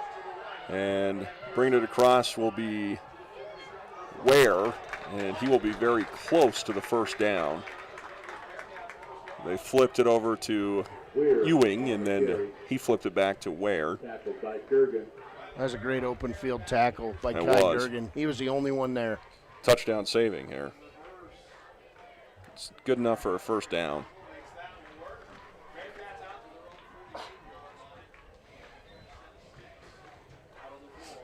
First and 10. Ball spotted at the Bearcats 48.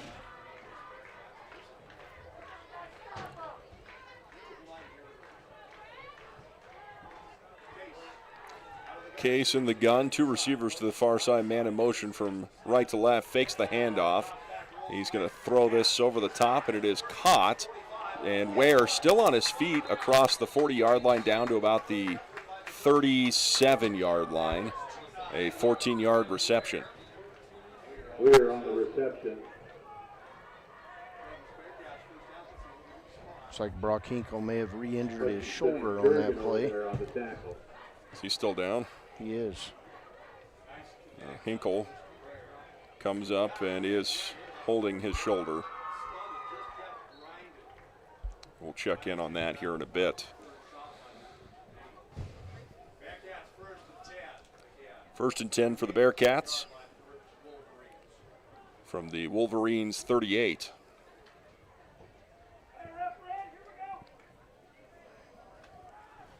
Hate to see that for the senior.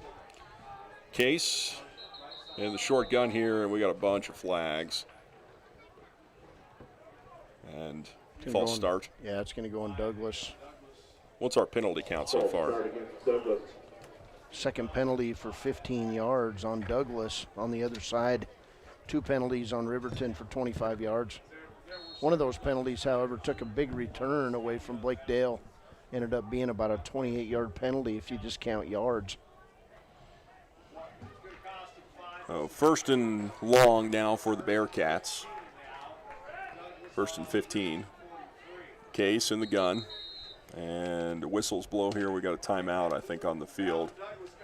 Rhodes wants to talk about it, and we'll take a timeout. Back after this. You're listening to Wolverines football, streaming live on WyoToday.com and KTAK 93.9 FM. Community Health Centers of Central Wyoming has locations across Fremont County ready to serve you at DuBois Medical Clinic, Riverton Community Health, and Lander Community Health Pediatrics. We accept all forms of insurance, including Medicaid and Medicare. Are you struggling to get medical care? Ask for their sliding fee scale. From family medicine to pediatrics, Community Health Centers are here to serve you. Call 307-463-7160 or visit chccw.org to schedule your appointment. Welcome back, Eric Pauly, Cody Beers. Let's check in with our sideline reporter, Brett Watson's down there. And, well, Brett, what do you know? Well, like you guys said, Eric, it looks like it's a shoulder again, re-injured. I would be surprised if he comes back in the game. He's having difficulty moving it. Looks like they are calling the paramedics over to take a look at it. So, unfortunate. but he's fought that all year, and I think he hit just right again, and it's apparently out of place again. So back to you. All right, thanks, Brett. And you just hate to see that. 1st and 15. Bearcats with the football. 5:40, and they give the handoff here and taking it around the bend. The 30-yard line to the 20, down to the 10, 5, touchdown Jackson Hughes. And Hughes strikes from 44 yards out. 43 officially. He went a long ways for that. Yeah, he did. Well, timeout well used there by Bearcats. Makes it 18-0, 5:35 to play in the second quarter. And they'll line up for the PAT.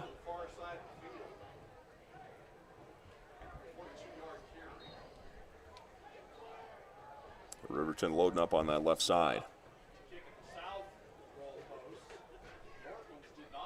Kick is up, and it is good.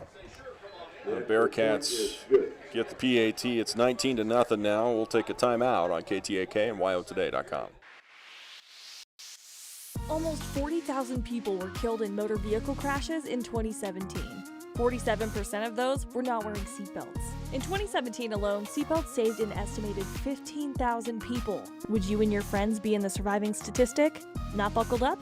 Not cool. The law requires that all drivers and their passengers wear safety belts while vehicles are moving. Every trip, every time.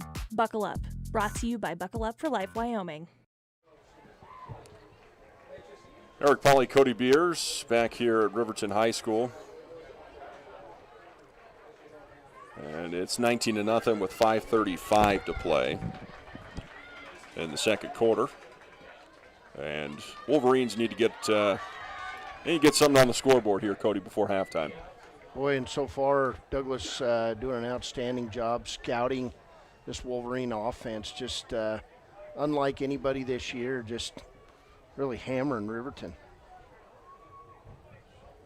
Gergen and Couts back to receive for the Wolverines. This one's fielded at about the 6 or 7 yard line, and Couts cuts up at the 20, down at the 24-yard line. Couts on the return across the 20. Saint. And Arthur 5:28. on the tackle. Wolverines trail 19-0 here on the Taco John scoreboard. We head on the road next week. Road games this year, we've got Buffalo, Rollins. I'm missing one here. Lander, that's right. Shotgun snap to Vries, steps back, looking to throw, and then having to scramble, runs with it across the 20 to the 25, out across the 30, shoulder down to the 34-yard line. Should be very close to a first down for the quarterback. Out near the 35-yard line. Boy, and the secondary for Douglas just doing a job on Riverton's receivers. About 9. So 9 yards on the scramble for DeVries. 9 3/4. He's very close there. DeVries in the gun. Offset. Here's the snap. Handoff Hyatt. Hyatt gets the first down and lowers his shoulder, and flags fly from the backfield here. If it stands, it's a gain of 6. Let's see what the flag is.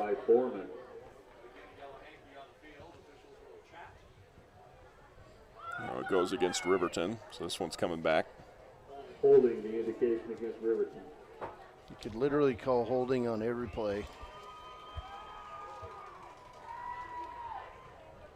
There'll be 3 penalties now for 35 yards on the Wolverines.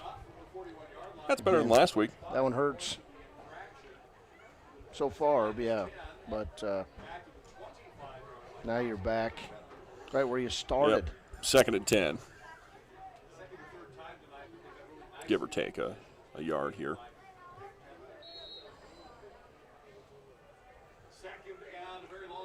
Two receivers each side, bring Dale in motion. They hand off to Dale, and he brings it to the short side of the field where he's going to lose yardage.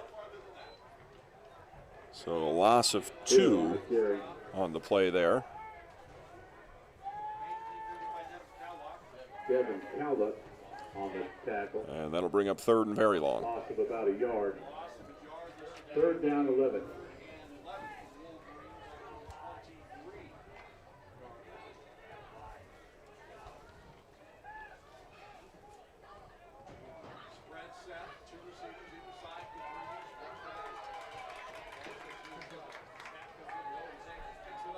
Here's the throw, looking for Dale, and it is incomplete, brings up 4th down.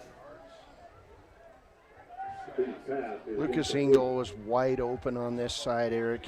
Nobody within 15 yards, but DeVries didn't see him.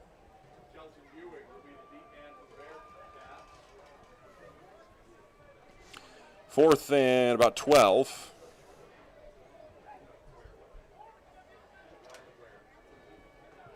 And Tanner Johnson will have to put a foot to it again.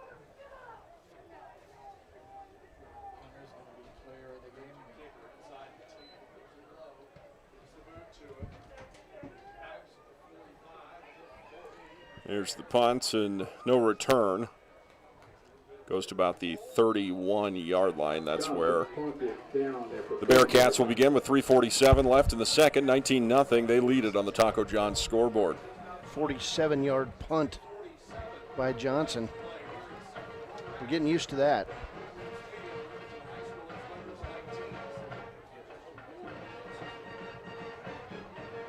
See if we can get some scoring updates here.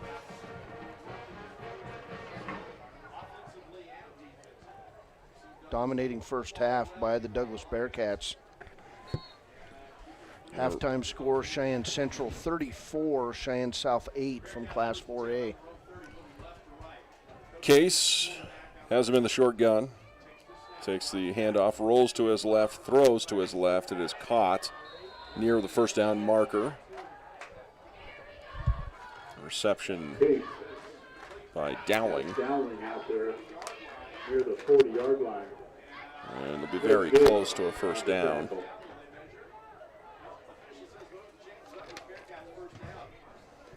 Scoring update in from Powell. It's number 3, Cody 7, number 1, Powell 0 in the second quarter.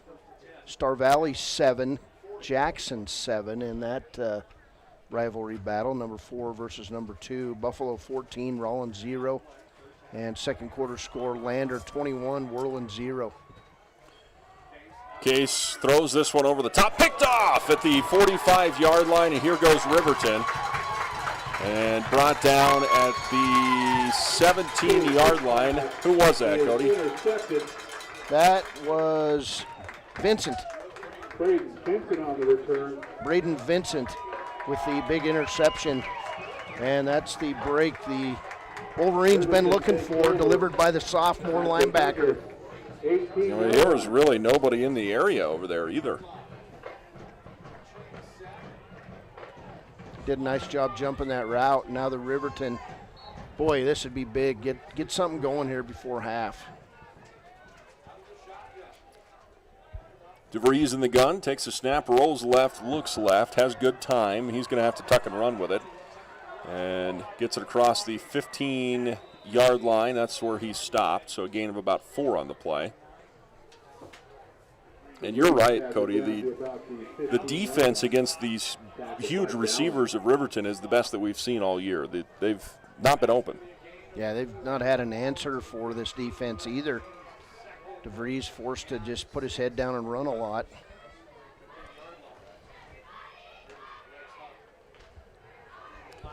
Second and about 8 here. Second and 7. DeVries in the gun, 2 receivers to the left. They bring Dale in motion. They hand to him. Dale gets wrapped up in the backfield. Just a excellent job of breaking through the defense there for Gabe Borman. I'm sorry, through the offensive line for Gabe Borman. And there's a flag on the play, too. I think they've went to the well maybe a couple too many times with that play. See what the flag is. It's going to be on Riverton as they go over to talk to the Douglas coaches. It's like Borman came about untouched there. It'll be a false start. Illegal procedure to call. That's a Powell crew. That's Nevin. Brings up 3rd and 15. From Powell, umpire. Third for me in Legion Baseball. 3rd and 15 for the Wolverines, moving the wrong way here. Ball's at the 24. Shotgun snap, handoff. They fake it and then throw it over the middle. Intended receiver there was Dale, and a little bit too far out in front, falls incomplete. His pass rush right now is just too much. They have DeVries in 5 pass attempts, 1 for 5 for a -1 yards in this first half, Eric. Yep. So we're going to see a field goal. Field goal. So this will be, what, a 39-yarder? So Tanner Johnson for the 39-yard field goal.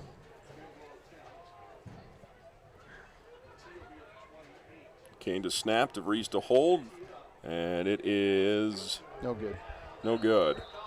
They bobbled the snap to the hold there, and it will be Douglas football. Boy, and that's just killer there. Get it inside the red zone and then get pushed back out by penalties and come away with no points. That's deflating. Yeah, Riverton brought the number 1 3A offense into this game, actually number 2 3A offense, and just ain't able to do anything in this first half. Second quarter score in Thermopolis and Lovell, a 0-0 ball game. That game over on KDNO in Thermopolis. Case, and just a real simple play there. Ewing picks up the first down and a little bit more. Across the 30-yard line. Hutchinson on the tackle. Hutchinson might have had a touchdown saving tackle there, Cody. A lot of tackles tonight in the defensive backfield for the Wolverines, and that's not good. $1:53 to play, 19-0. Rolling right, throwing right is Case, and it is caught at the 44-yard line. Gergen there for the pop afterwards, but reeling it in was River Burquest. It looked like he was in bounds. Yeah, I believe he was. About 8 yards or it's going to be a 9 penalty. yards here. Oh, there's a flag on the play? Oh, yeah, way back there. Hit the quarterback or what? No, they're talking to Riverton. And he's out talking to the Douglas coach. Yep, they're going to take the penalty. It's in the bag. It must have hit the quarterback after the throw, you think? I don't know. I didn't see that. That flag's back there by the Douglas huddle. Yep, roughing. Roughing the passer is the call against Riverton. 145, and it's now 5 penalties on the Wolverines for 50 yards, and that's too many. 1:45 to go in the second quarter, 19-0 Bearcats. Moving left to right here on your radio dial. Ball spotted at the Riverton 41 after the penalty. 1st and 10 Bearcats. Under center is Case.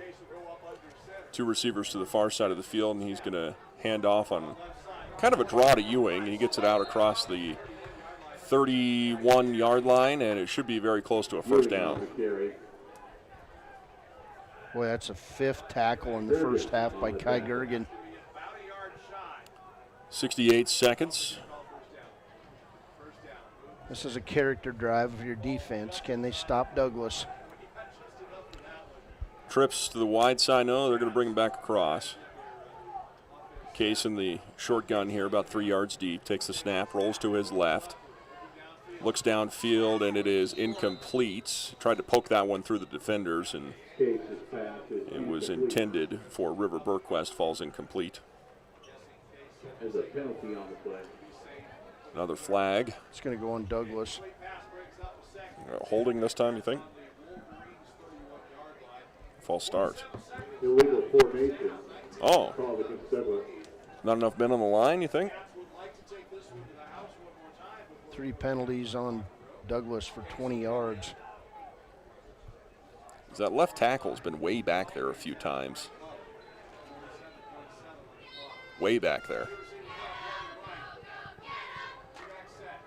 There's a shotgun snap. Case rolls left. And throws left. And it is caught. Oh, incomplete in the end zone. And there was something taking place here back at the line of scrimmage. 2 offensive linemen and 2 defensive linemen stopped during the play. I don't know if their face masks were hooked or what it was, but both of them talking to the official, looking for a flag, and didn't get one. That was a well-thrown ball. It was. Right in his hands. 40.5 seconds to play. Second down. Thank God for buttered popcorn, huh? Yeah, I guess so.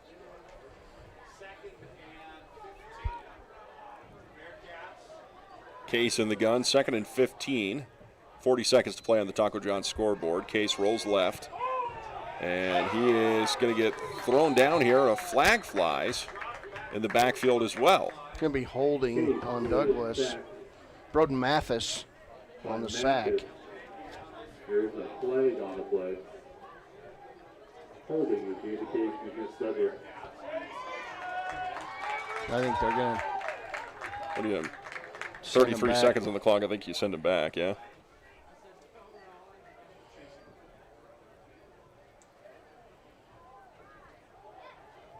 They did not take the penalty. Yeah. Anderson out there saying, no, we don't want it. So that sack by Mathis will stand. The penalty brings up 3rd and long. They hurry up to the line, 33 seconds. Man in motion from right to left. They fake the handoff, looking to pass. Here's the throw, right side. It's a wounded duck, and the Bearcats receiver there had to start playing defense on it. That was Burquest. Stops the clock at 28 seconds. Undoubtedly, Douglas will probably go for it here. 4th down. Isn't that misdirection, rolling out and trying to hit the guy clear across the field by the Douglas offense? And nice pass breakup by Kai Gergen. Had himself a great first half. 27.6 seconds officially on the Taco John scoreboard. 2 receivers off to each side, man in motion left to right, under center. This time they pitch right side to Ewing, and Ewing makes the corner and not much else there. He gets it to about the 34-yard line. Gain of 10 on the play, but Riverton will take over on downs. He's brought down short of the first down. Riverton about 5 seconds ticked off. 1st and 10 at their 33. Brandon Couch on that tackle.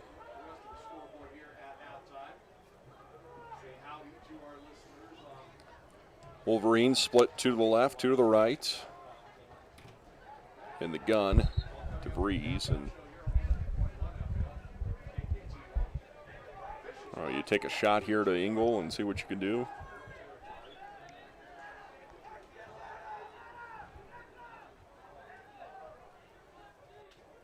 They're resetting the clock, guys. I'm changing the clock up here, so it says 22-7.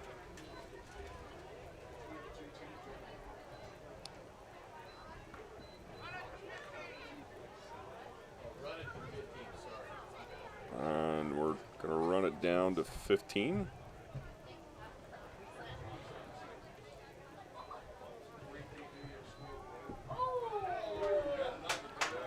Down to 15 seconds now.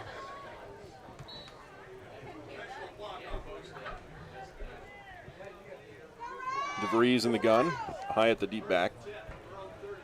Takes a snap, drops back, rolls and throws left.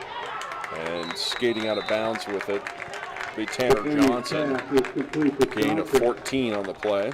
He's out of bounds at about the 47.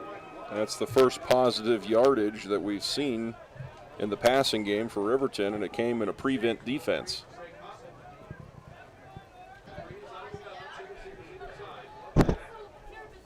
Here's the snap. Breeze steps back, throws this one, airs it out right side, looking for,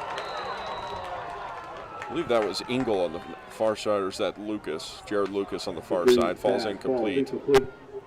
5 seconds to play, first half. 19-0 Douglas right now on the Taco John scoreboard. First target of the game to Jared Lucas. This will probably be the last play of the first half. Here's the snap, dropping back is DeVries, and he'll step up, and not much there. Takes it down to the 50-yard line, and that'll be the end of the first half. So, what does that mean? Sideline. Oh. Cody's just over here pointing at stuff for me. So let's check in with our sideline reporter, Brett Watson, and Brett, what do we know?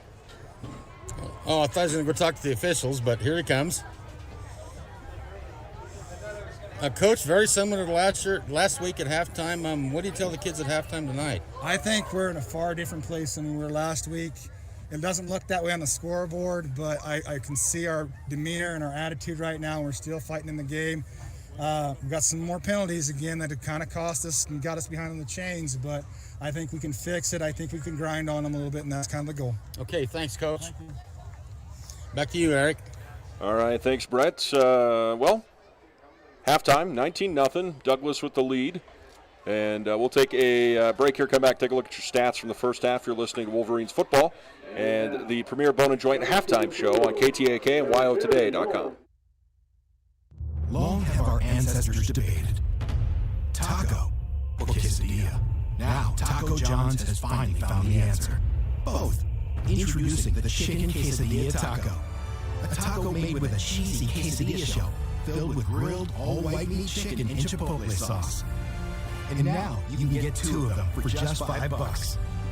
History and tacos made. Taco John's. Crunchier, bigger, bolder, better.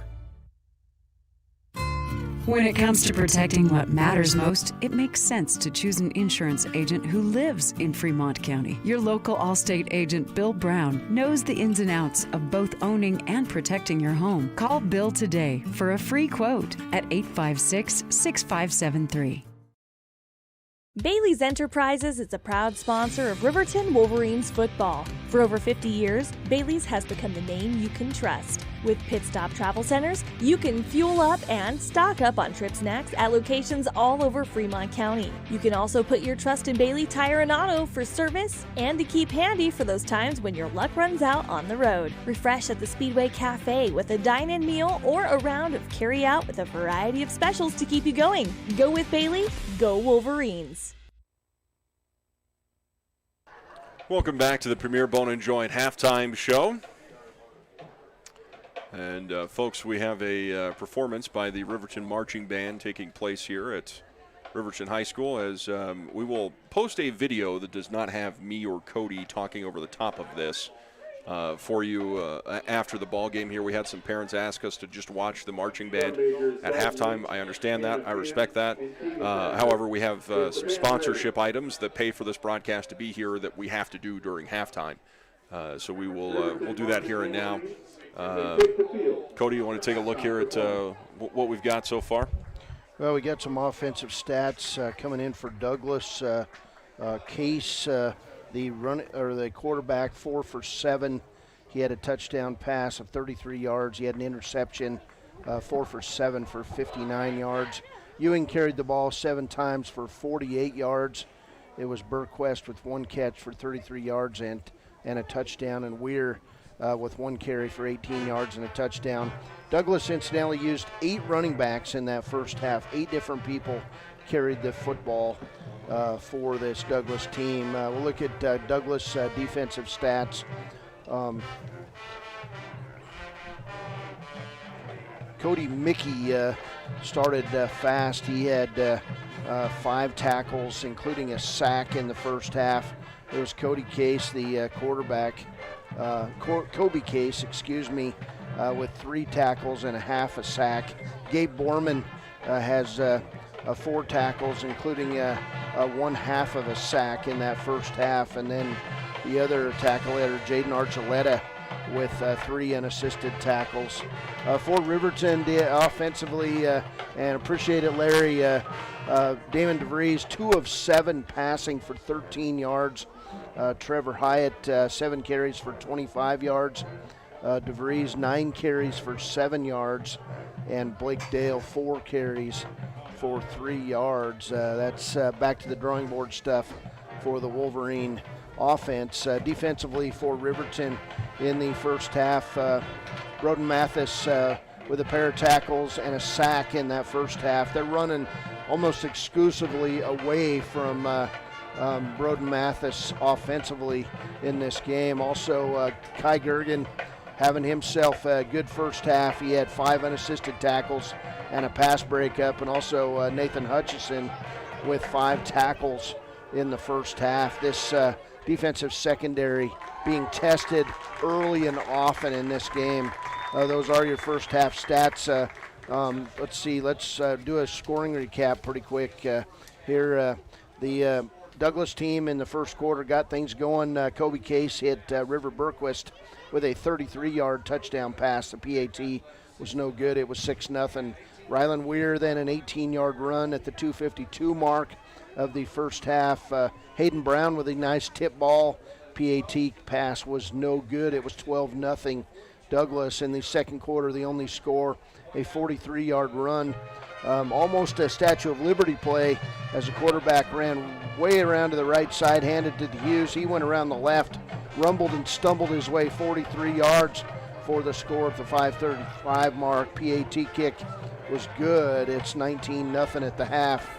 The only other stat we've got, Eric, is penalty-wise, Riverton, again, 5 penalties for 50 yards and 3 penalties for 20 yards for the Douglas Bearcats. All right, appreciate it, Cody. Tell you what, since we got the marching band out here, we'll let it ride. So we'll take a break from the mics here, let you tune in.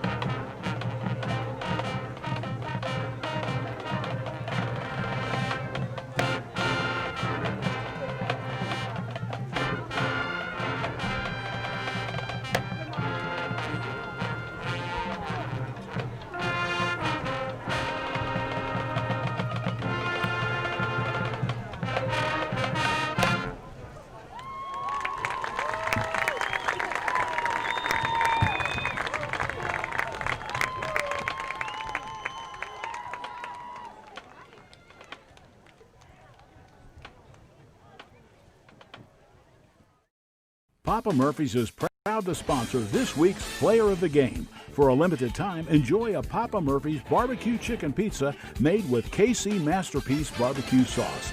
After the game or anytime, you can't beat the fresh ingredients and authentic flavor of a Papa Murphy's Take and Bake pizza. And you know it's baked right every time because you baked it yourself. Papa Murphy's on North Federal in Riverton. Drop in or order online at papamurphys.com. Go Wolverines!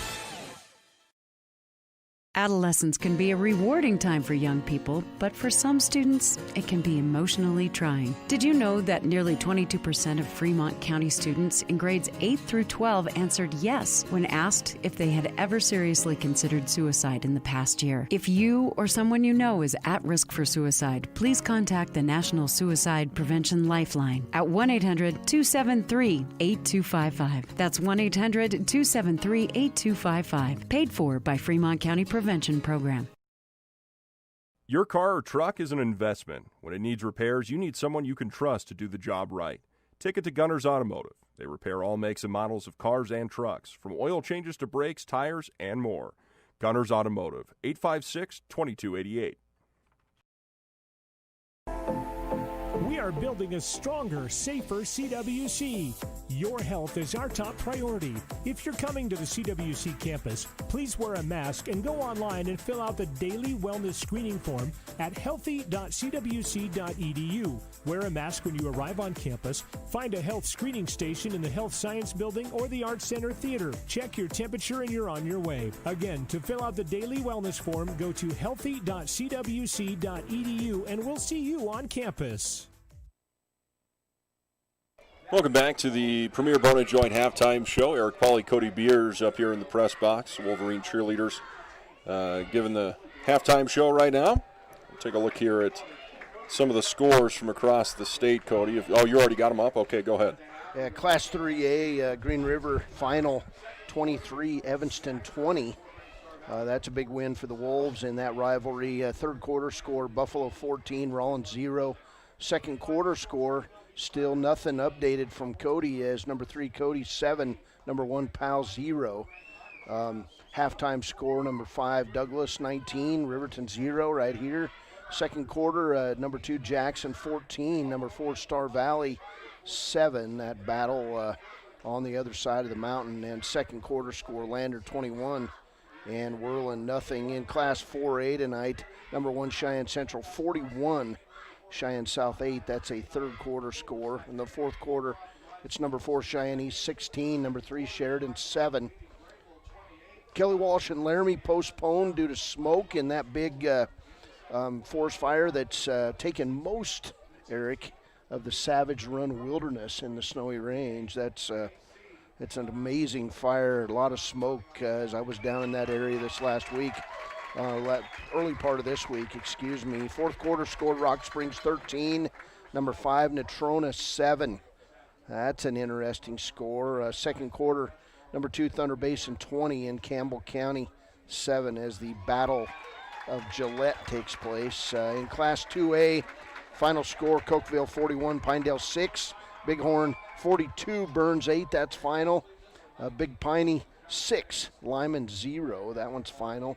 That would have been a game that you would have called a while back. Fourth quarter score, Tongue River 23, Newcastle 0. Second quarter, Glenrock 8, Wheatland 0. Second quarter, Lovell 14, Thermopolis 14. Second quarter score, number 4 Torrington 7, number 2 Upton Sundance 6. In Class 1A 9-man ball, second quarter score, Luss 6, Lingo Fort Laramie 0. Second quarter, Moorcroft Wright no score. Second quarter, number 2 Rocky Mountain 28, Grable 0. Buffs have fumbled on first down 4 times. That hurts. Second quarter score, Southeast 0 and Pine Bluffs 0. In Class 1A 6-man, final score, Meeteetse 42, Burlington 38.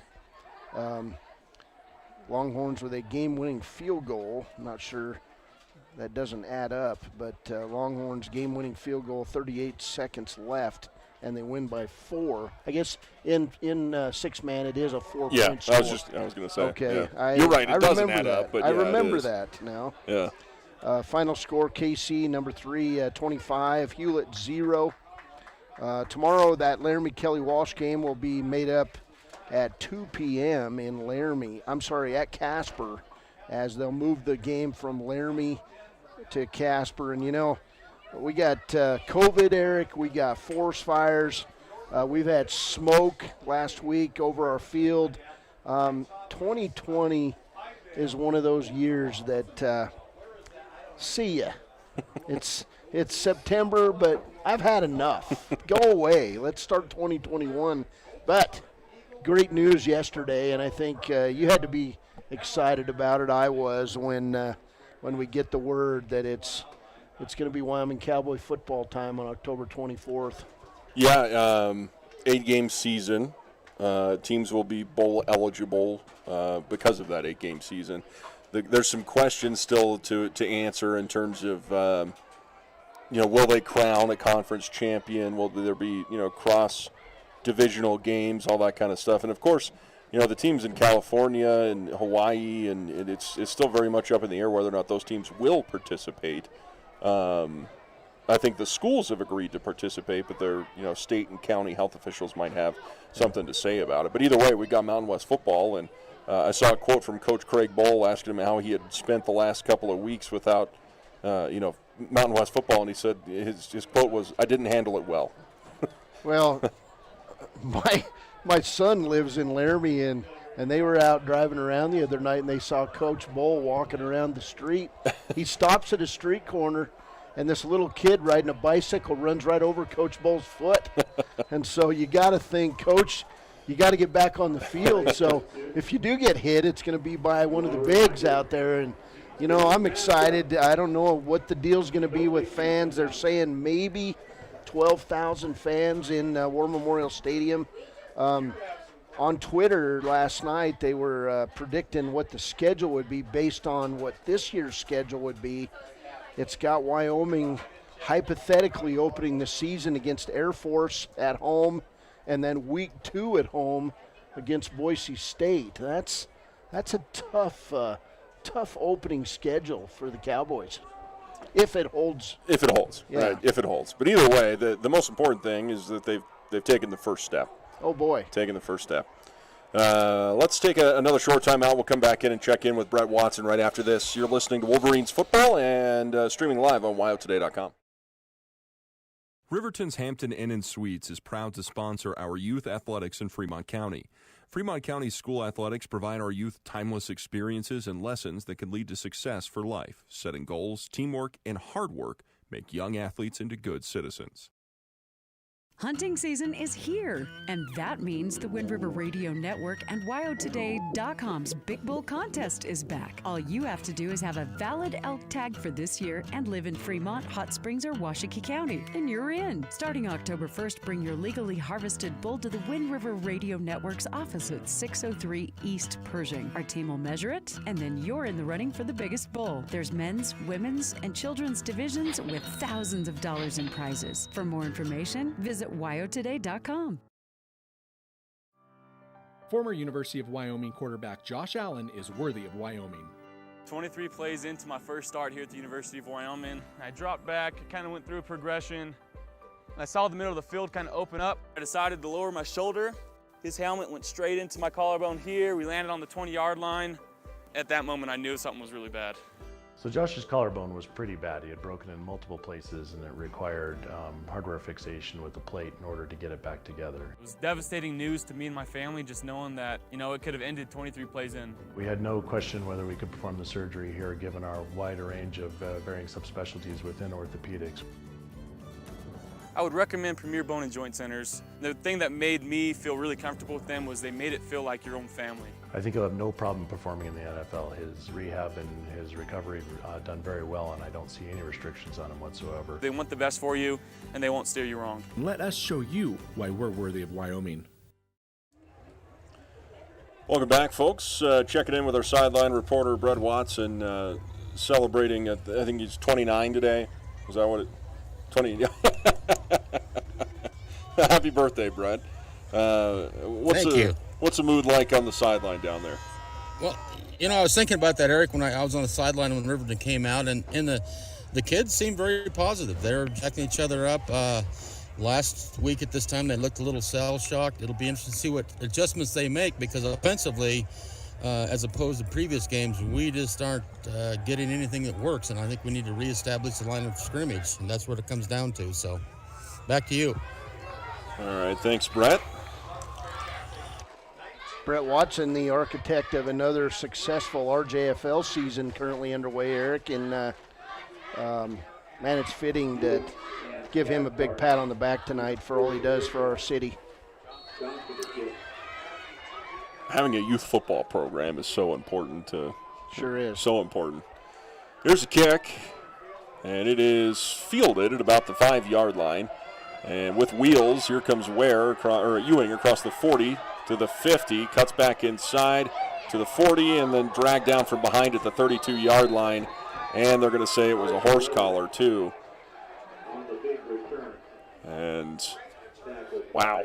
That was, Jaden. Was that Jaden Archuleta? 25, I think is who that was. 25 is Jaden Archuleta, and the horse collar is going to go on Ethan Patterson. So from the 5 to the 32, so 10, 20, 30, 40, 50, 60. Almost a 65-yard return there. Touchdown saving penalty. Is that a 15-yarder? First and 10. Ball spotted at the 18-yard line. Under center will be Case, and the return game has played a factor in this ball game. They fake the pitch, hand off to the deep back, and down to the 10-yard line for a gain of 8 yards. Is Saint. That's his. I have that as his first carry. Yeah, it was. He's a big dude. Caden Gantenbein got a hold of him. Yes. Also in Nathan Hutchison. 2nd and 4 with 11:20 to play in the third quarter. 19-0 Bearcats. Moving left to right here on the radio dial. Here's the snap, and Case going to keep this. Misses, or one tackle misses, then he bounces outside for a gain of 4, maybe 5 yards. Hard to tell from this angle, but he should be very close to a first down. Got a Riverton injury on the play. Give him about 4 on the play. Broden Mathis able to get up. And they're going to measure. We got to zoom, Cody. Okay, I got you. I forget about that, you know. Flying handstand in the background there. Sorry about that. There we go. Looks like that's a first down, isn't it? Yep. So first down for the Bearcats. It'll be first and goal. First and goal, Douglas.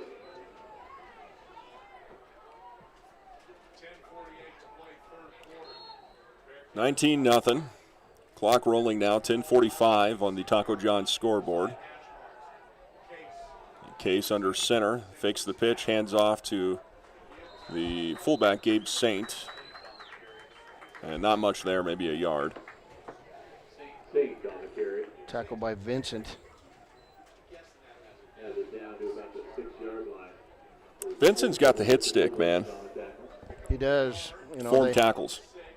They've had to back him off on his pre-practice weightlifting schedule a little bit. Second and goal under center, Case. Handoff, and this is going to be very close to a touchdown. I think he's just short. The handoff was to Kelton Ewing, and it should be 3rd and inches to the goal line here. Tackled by Nathan Hutchison. His 7th tackle of the ball game. 9:45 now, third quarter.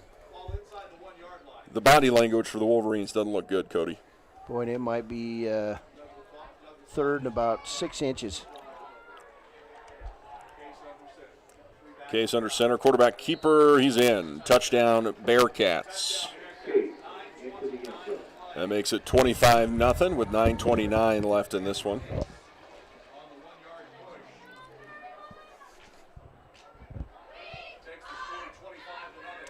And they'll line up for the PAT here, and we'll hang around for just a moment here, see if they're going to try and go for 2 with the way the score is.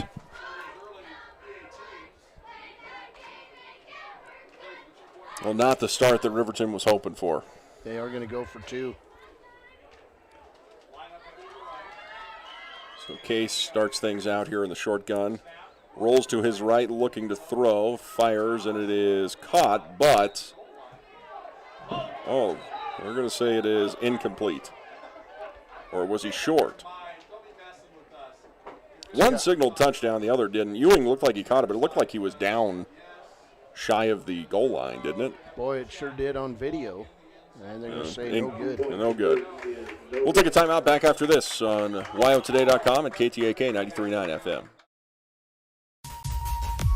Gales Carpet One is a proud sponsor of this Riverton Wolverines broadcast. Lombardi once said, "The only place success comes before work is in the dictionary." Gales wants to applaud these young athletes on their drive to become the best team possible and show the state of Wyoming what it means to be a Wolverine. Gales Carpet One, floor and home, 220 East Main in Riverton. Go Big Red!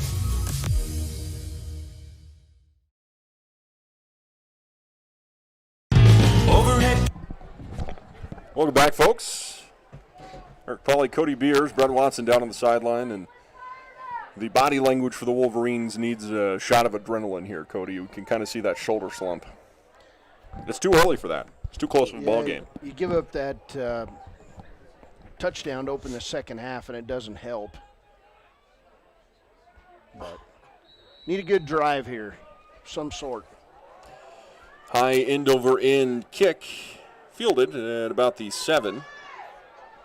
And out across the 25, still on his feet at the 30, down to the 34-yard line, and a flag flies. That was Gergen on the return. You got a penalty back here on the right side. Looks like 2 players got into it.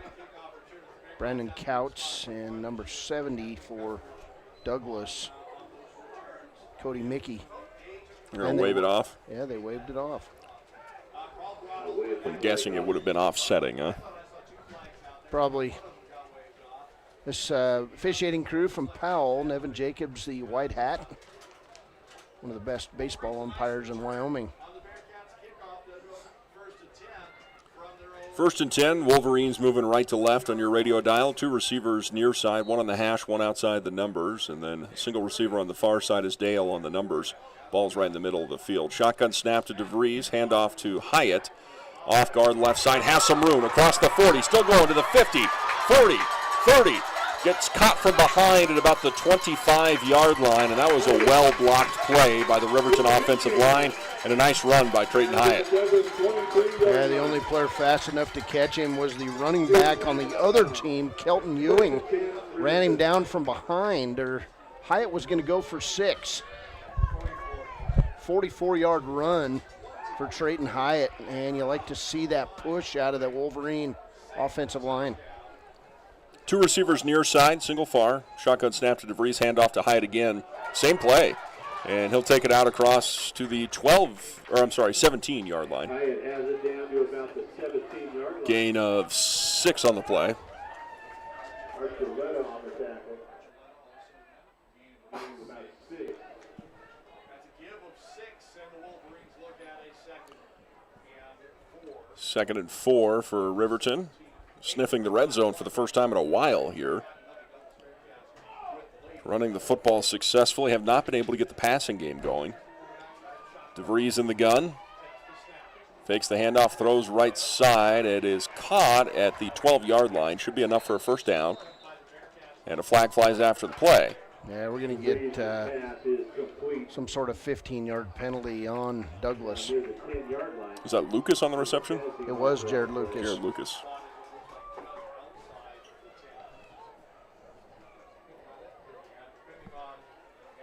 A 24. 25-0 Douglas. Riverton will have a 1st and goal here. Personal foul, face mask. Yep. 1st and goal Wolverines. Going to be now 4 penalties for 35 yards.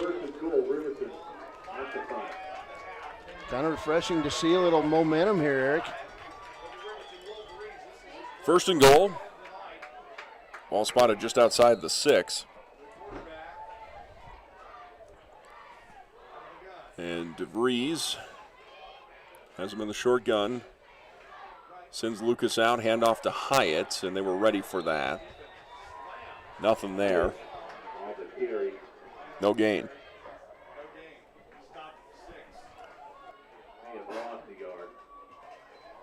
Second goal. Cody Mickey on that tackle for Douglas.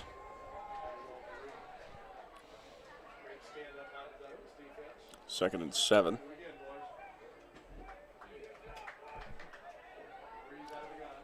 I'm sorry, not second and 7. Second from the 7-yard line, second and goal. In the gun, DeVries takes a snap, rolls left, and steps up, gets hit from behind, still on his feet somehow. Lost the football and then fell on it about the 6-yard line. DeVries back to the 5-yard line. Isaac Vaughn on the tackle. Got about a yard out of it. Third and goal. Now, third and goal for Riverton. DeVries in the gun. Has Lucas in there as a fullback. Snap, handoff, and keeps it. DeVries fighting through to the goal line. He's very close. And he'll be just short. And he did a nice job of fighting through contact there, Cody, as he was hit at the line of scrimmage but kept his legs pumping. Isaac Moss on that tackle, second straight tackle, and now Wolverines going for it. So fourth and goal.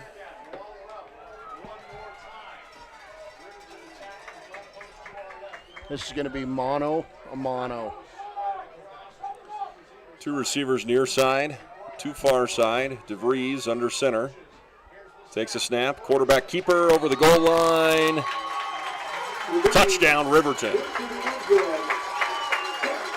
Well, they got the 6 inches they needed there, and the Wolverines are on the scoreboard.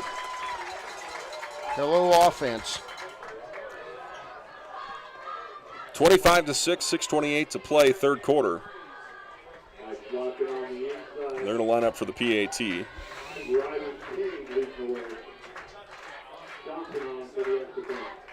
Kane to snap. DeVries to hold. Johnson to kick. Kick is up, and it is good. So 25-7, 6:28 to play, third quarter. Riverton finds pay dirt. We'll take a timeout. Back after this. Door store. We have garage doors, front doors, storm doors, screen doors, glass doors, sliding doors, shower doors, French doors, wood doors, metal doors for your business or home. And the finest brands of windows and service you come to know. We have the right door for your loading dock. We sell the best hardware, handles, and locks. Overhead door, we're your total window and door store. Overhead door.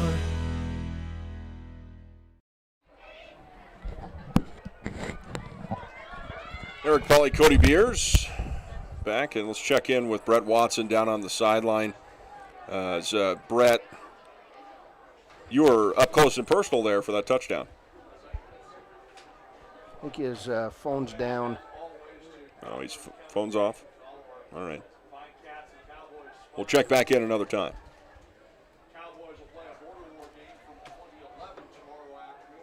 So the Wolverines kick off. You dare to try something funky here with an onside kick or something? Well, they got an interesting stack formation here. They will not. Johnson gets it back to about the 2-yard line. Here comes Ewing. Across the 15 to the 25. Now at the spin move at the 30. Still on his feet. Across the 35. Looking for the sideline at the 40. Still on his feet. Out across the 48-yard line. Holy cow. 46 yards on the return. That guy can run. Kick is returned near the 50-yard line. And he's a junior. He did a full 360 at about the 25-yard line and then busted it.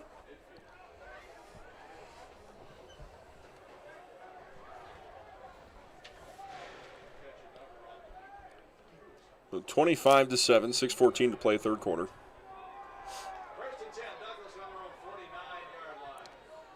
Left to right here for Douglas and the gun. Case takes a snap, fakes the handoff, keeps it himself, and tried to slip through. Still on his feet. I think Topom was the one that brought him down. Caden Smith, officially.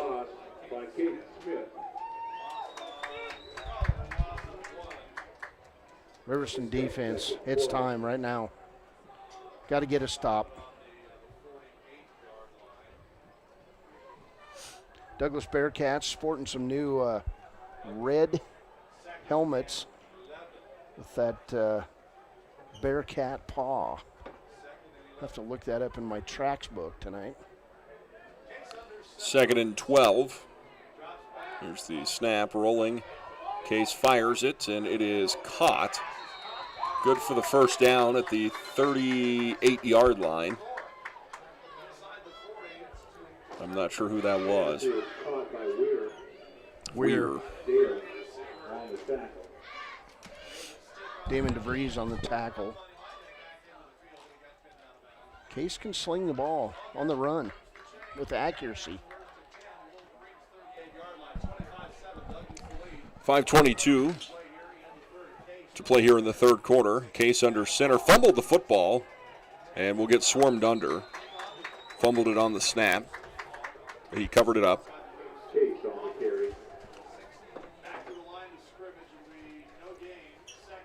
Broden Mathis. Sorry. No, you're good. Go ahead. The Wolverines lost Brock Hinkle earlier in this game, and I don't believe he's returned to the sideline, has he? No, I think he went somewhere where he could get some ice. Battling the shoulder injury throughout this preseason and season. Shotgun snap, fake, and then they give. And Ewing makes it for about 4, maybe 5 yards. Big tackle by Nathan Hutchison. He's now got 9 tackles in the ball game. 4:20 to play in the third quarter. 25-7 lead for Douglas on the Taco John scoreboard. Another big third down. Get a stop here.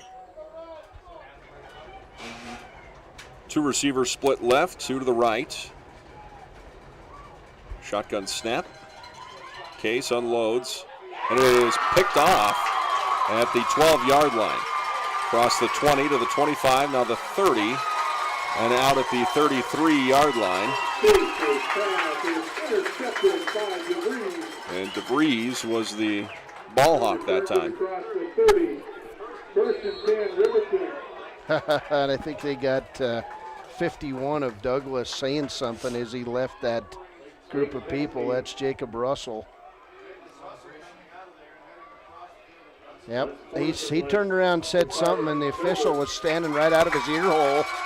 And that's going to be a big 15-yard penalty after the Damon DeVries interception, Eric.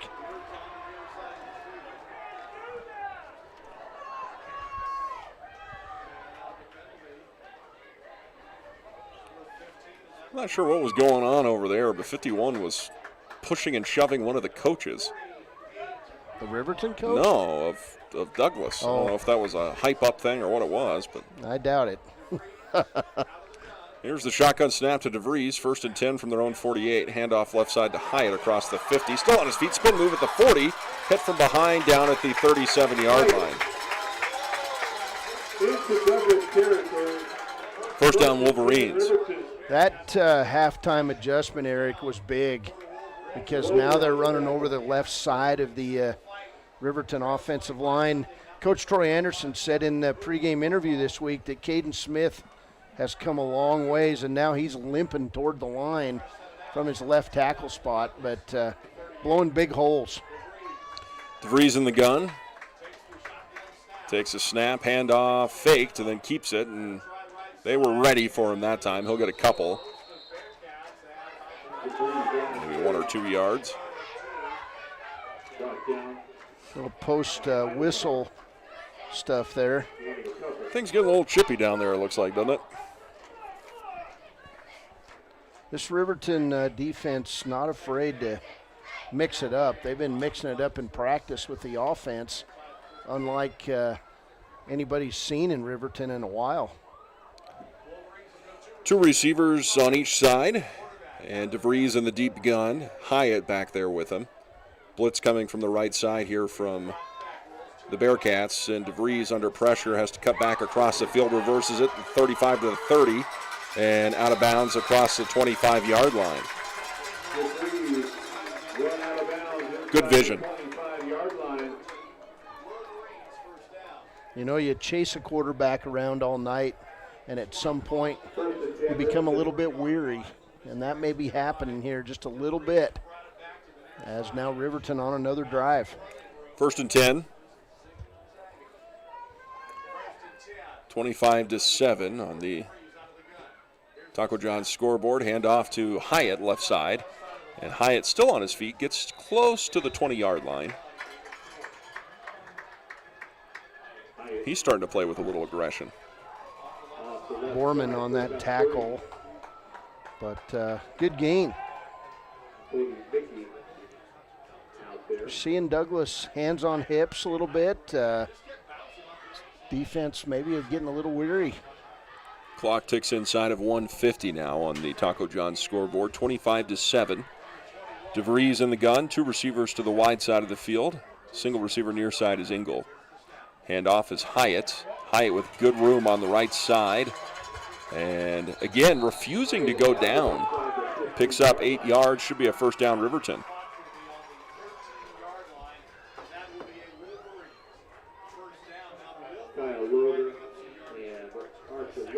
.133 now in the third quarter, 25-7.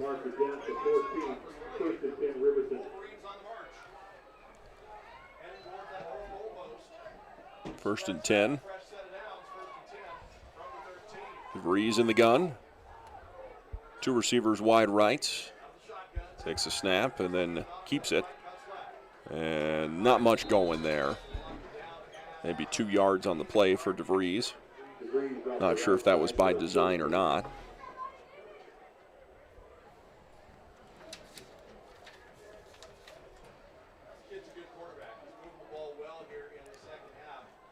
Got a couple there, so 2nd and 9.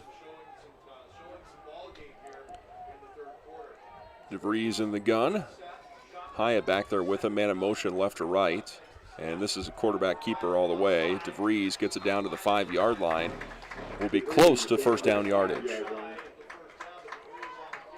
About 8 on the play. And the clock ticking down towards 30 seconds now. And Riverton needs to get off as many plays as possible here before the fourth quarter. 2 receivers split to each side. Hyatt, the deep back, man in motion from right to left. They hand it off. This is Dale. And got a couple. Is that Dale or Hutchinson? It was Dale. Dale. Now Douglas. Be a first down for Riverton. 1st and goal with 14.7 seconds left here in the third quarter.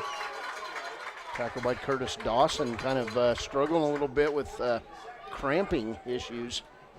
10 seconds, clock rolling. Riverton needs to get the play off. Here's the snap.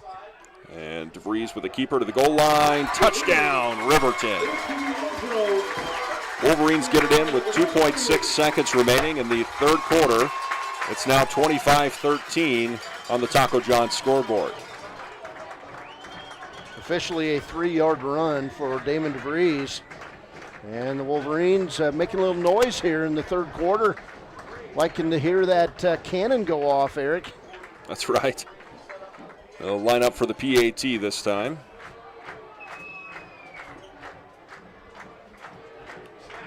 And Johnson, the kick is up, and it is good. So 25-14, hang around, folks. We got a ball game. Back after this on KTAK, WyoToday.com.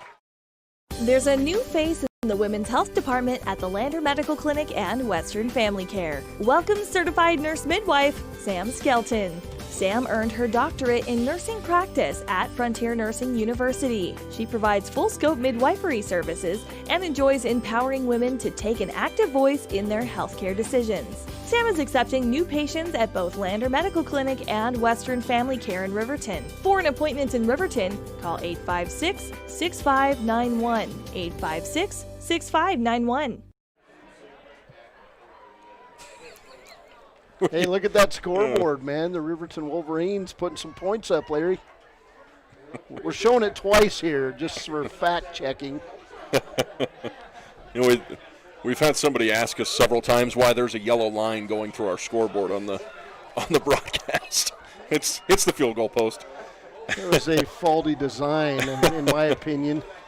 They could have moved that scoreboard about 15 yards north, and it would have been just perfect.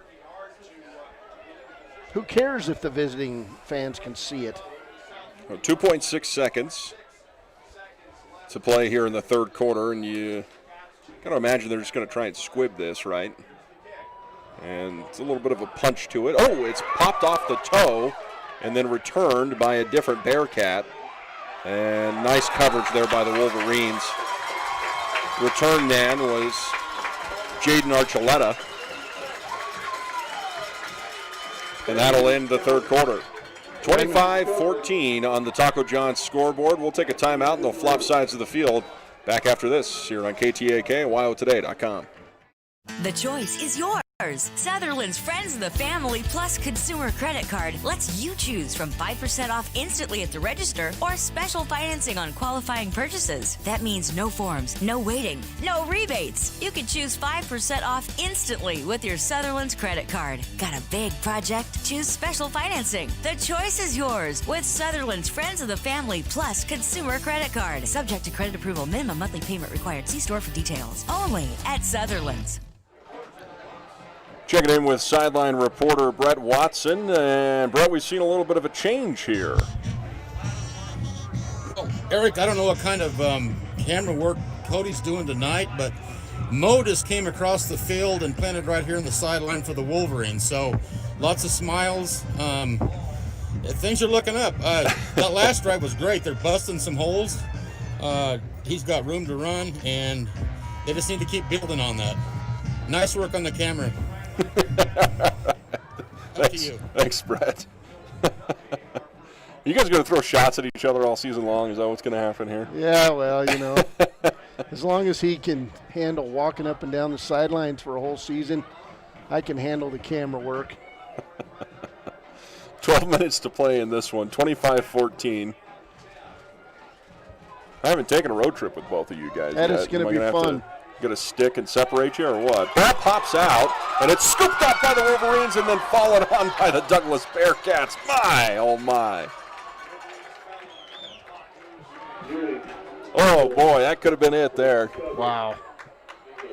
Guess who in on that? Broden Mathis. Big hit. Well, it looks like, yeah, he was down before the fumble is what they're going to say. Boy, he flung him. I don't buy it. I think he fumbled on his way to the ground, being thrown around like a rag doll. 11:40 rolling, 25-14. Second and 10. And here's the quarterback keeper. Still room to run. Oh, boy, he could go here. He takes it out across the 50 down to the 40-yard line. And that was Kobe Case all the way. That hurt. 30-something yards on that one.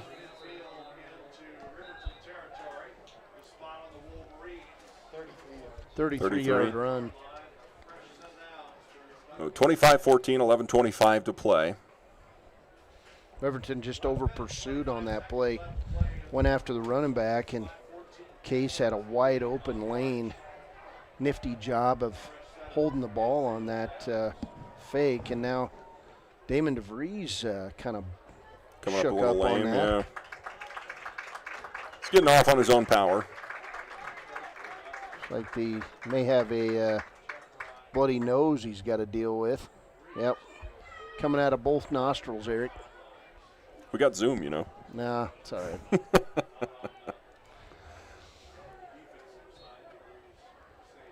Yeah, he looks okay.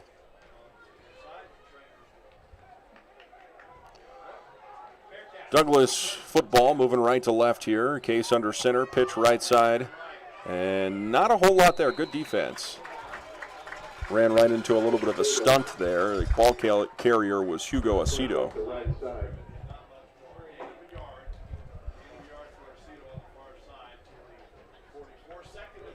11 minutes to play in this one, and the running game definitely benefits Douglas here. One, they're moving the football, but two, the clock's just rolling here. Staying in bounds is going to be a big deal.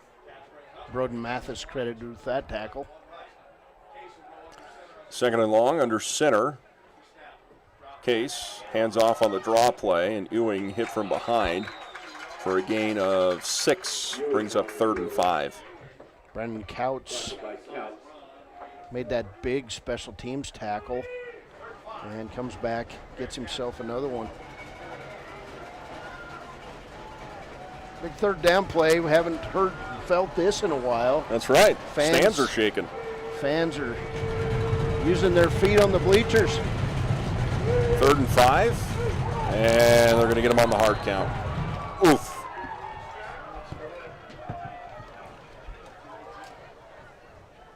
Well, that should be a first down, and it will be. 7 penalties for 65 yards now in Riverton. 4 penalties for 35 yards on the Bearcats. I don't know. Are they going to have to measure this? Well, they give it to them. First, no? Well, they pointed first down, didn't they? 3rd and short. So they hurry up to the line, they'll get it. And 5 more. 3rd and inches went to 1st and 10 off of a 5-yard quarterback keep. Tackle by Gantenbein, but it ended up a 5-yard gain, so.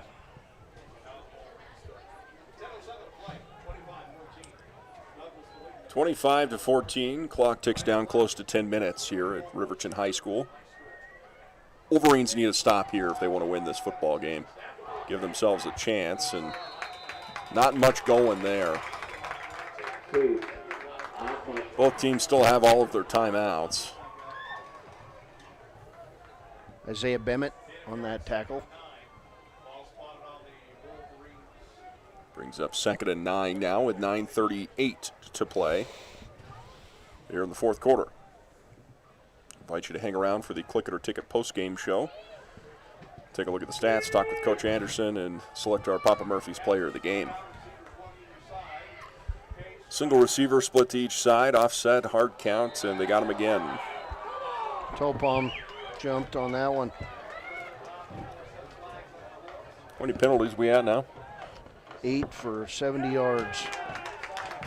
That one's going to go on Douglas. Drew him off? Wow. Okay. Hard count went against Douglas that time.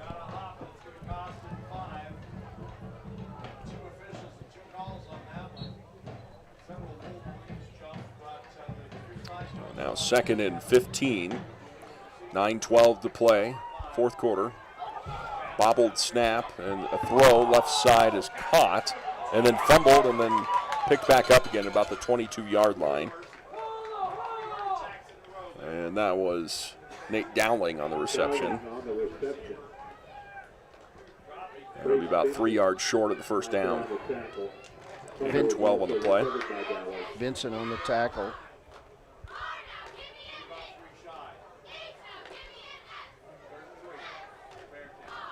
.838, 25-14 on the Taco John's scoreboard. Douglas with the lead. Riverton hoping to keep them out of the end zone again here in the 4th quarter.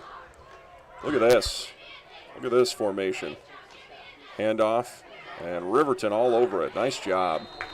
That was 2 fullbacks and a tailback there, and they ran off tackle right side, and not much there. Nathan Hutchison on the tackle. Brings up 4th down and about a yard. Touch tonight, Eric. 10 tackles for the junior. This could be the ball game right here, Cody. Time-wise, this could be the ball game right here. You're going to probably see a quarterback sneak. Under center. And you are correct, sir. He's got the first down.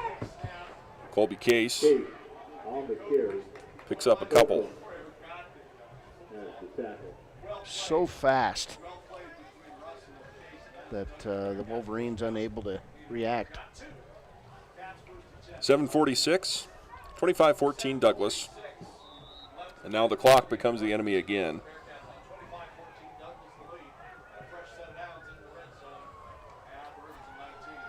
A lot of sirens out there. Single receiver to the wide side of the field, 2 to the left, and they give the handoff to Ewing at the 10-yard line. Stiffs inside to the 5 and into the end zone. Touchdown, Douglas. Got in from the, what was that, the 22-yard line? 19-yard run. 31-14, and Douglas strikes pay dirt once again.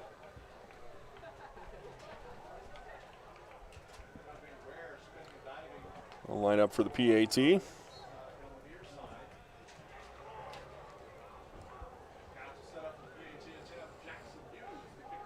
Snap, the kick is up, and it is no good. 31-14, 7:23 to play in this one. Timeout on KTAK and WyoToday.com. Drive now, text leader. Create your own sunshine. Buckle up, tough guy. I hear and I forget. I see and I remember. I do and I understand. Seatbelts keep you hanging in there. Don't leave your life on the road. Don't regret the past. Just learn from it. Superheroes, buckle up. It's better to buckle up than sorry. You are enough. Don't leave your life on the road. This is Cody Beers with YDOT. Wherever you are, wherever you're going, buckle up. Take care of each other on our highways, on the Wind River Reservation, and everywhere else. Eric Pauly, Cody Beers back. 31-14, 7:23 to play. And a couple of penalties there and a chance to make a stand, but Douglas able to get the yards they needed when they needed them.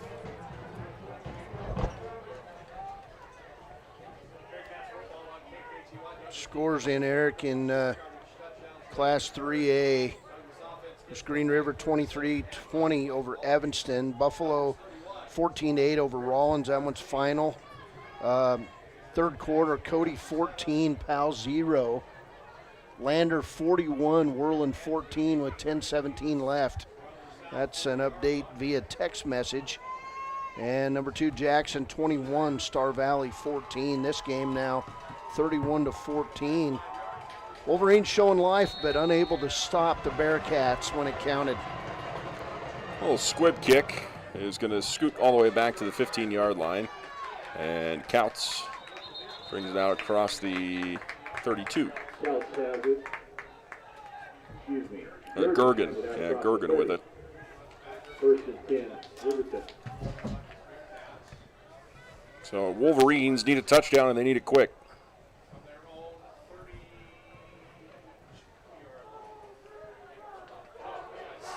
Wolverines moving left to right here. Ball spotted on their own 31-yard line. 32-yard line, it looks like. Two receivers far, single near. DeVries in the gun. Takes the snap, handoff left side to Hyatt, and he'll be met after a short gain by Gabe Borman, the 5'10", 220-pound inside linebacker. Borman's got the macho-ness out there of a steer wrestler. He kind of grabs a guy and tries to rip him to the ground when he gets a hold of him. He was their running back last year for us after the injury. Here's the snap. DeVries rolling left. Flags fly in the backfield, and it is caught by Dale on the run. Out across the 40, down to the 33-yard line of Douglas, but this one's coming back. Dale on the reception. Trayton Hyatt had to protect his quarterback on that play, and unfortunately it's going to be a 10-yard penalty on Riverton.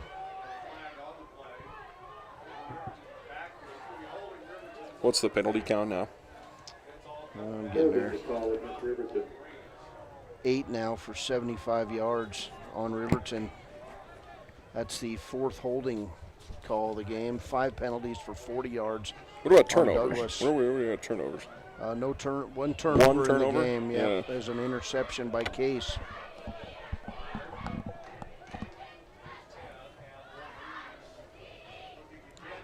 Actually, 2 interceptions by Case. Vincent with an interception. Oh, yeah, then DeVries got the other one. Yeah. Yep. 31-14, 6:38 to play. Wolverines football, second and a mile here.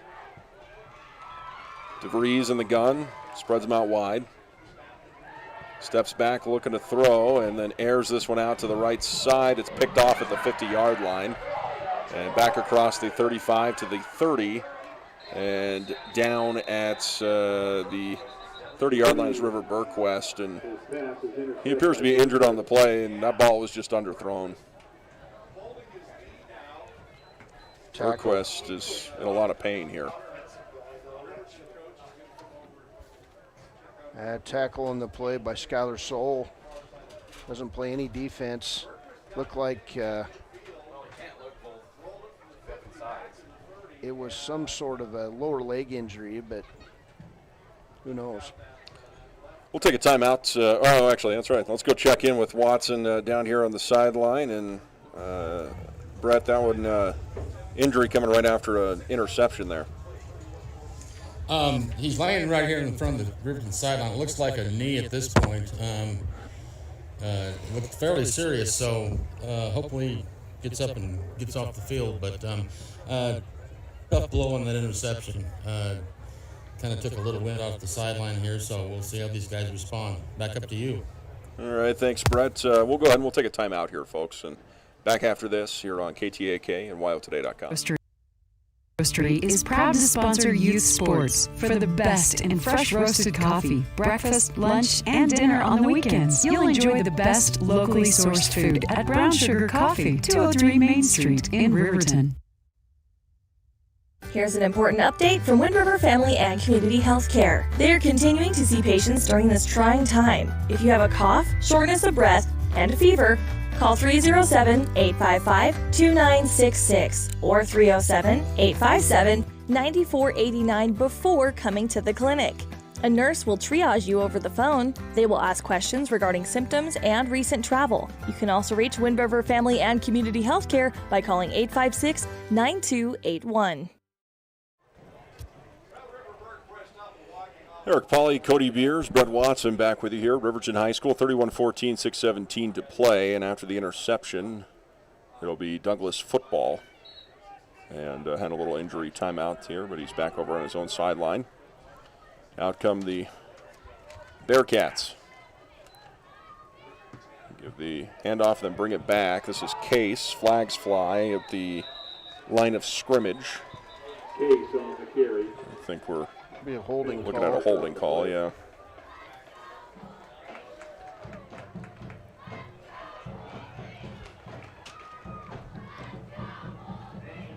This will back Douglas up. 31-14, 6:11 to play. Fourth quarter.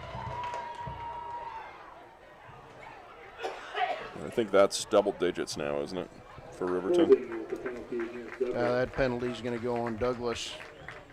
I'm sorry. 6 penalties for 50 yards on Douglas.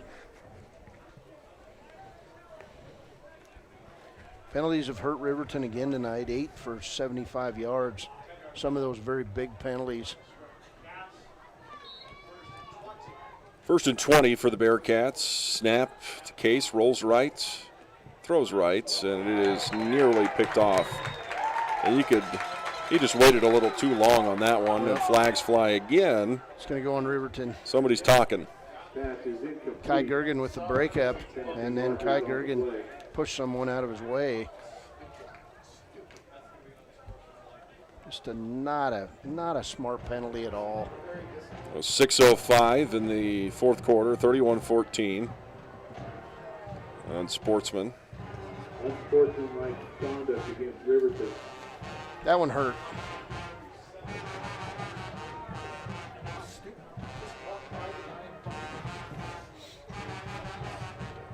It'll be first down for the Douglas Bearcats. And they're discussing, I don't know what here. I think they're talking the about variety? whether he's going to be ejected or not, maybe.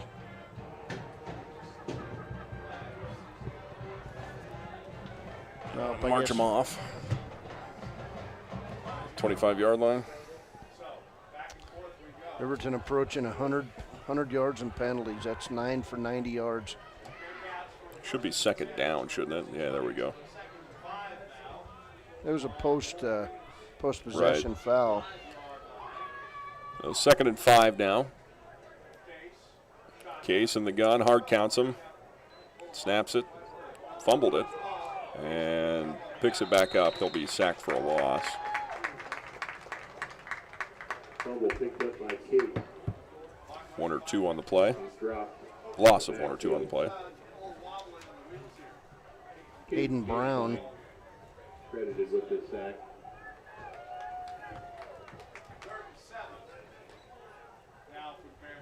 Third and 7 for Douglas with 5:37 to play in the fourth quarter. They lead it 31-14 on the Taco John scoreboard. Case brings him out here in the shotgun. Takes the snap, rolls right, has 2 receivers over there, fires it, and it is caught. A great catch. Wow. Great, that was a great catch. Sure was. Tiptoed out of bounds there, and it'll be a first down for the Bearcats. He caught that. The ball was out of bounds, but he stuck his feet and leaned out and got it.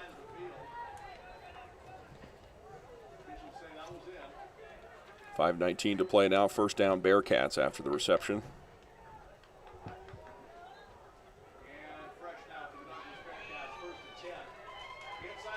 Two receivers near. Oh, no, a tight end attached near and a single receiver on the hash. There's the handoff, and they give it to Ewing. Ewing down to the 7-yard line. Ewing inside the 10-yard line. Be close to a first down. I think he got it. He did. Oh, that was a heck of a spot there. First and goal, Bearcats.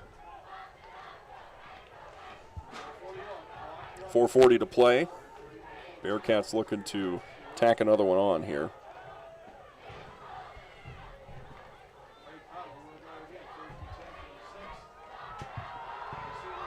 And the gun is Case.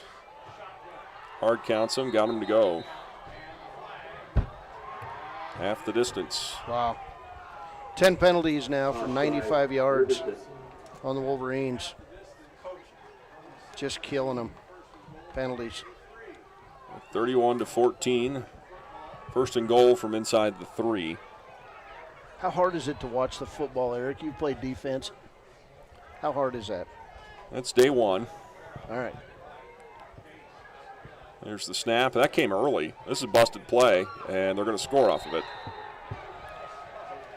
Nobody moved after the snap. That may have been by design. I don't know. But it went straight to Jaden Archuleta, and he scores from 3 yards out, 37-14 now on the Taco John scoreboard.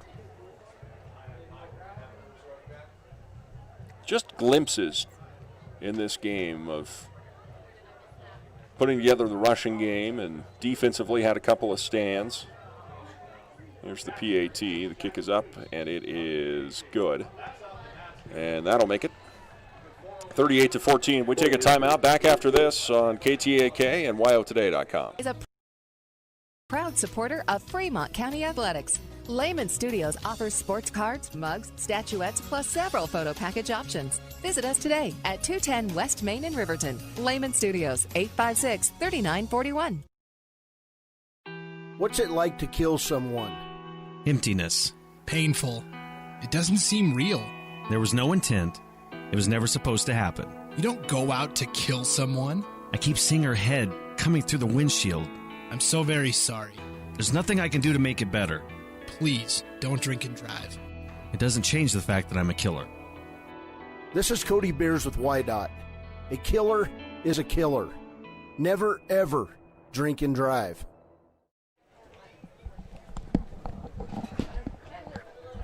.38-14 on the Taco John's scoreboard. 4:09 to play in this one, and Wolverines are going to pick up another loss here at home and head out on the road next week to Buffalo. We still have the Rollins road trip to make. Still have Lander to go this year. Back to receive Gergen and Counts. There's the kick. And it is fielded at the 10-yard line. And Counts across the 25 upfield to the 32. Counts returns it across the 30. First and 10, Riverton.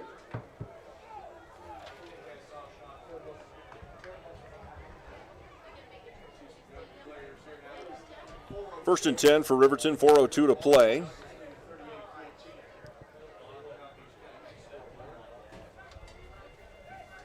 DeVries waiting on Hyatt to get in here, gives him the play.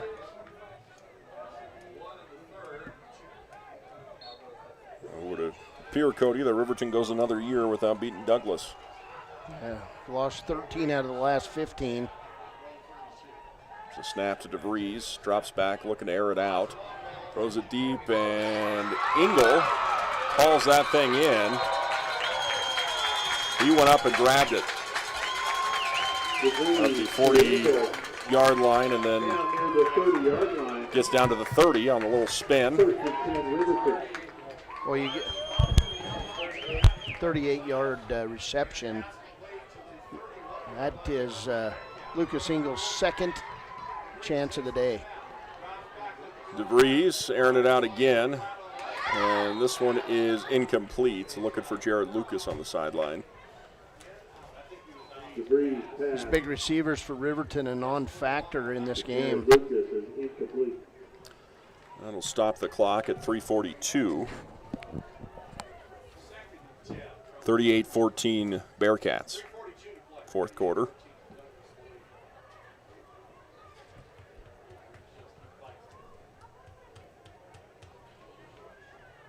Get things set here, and there we go.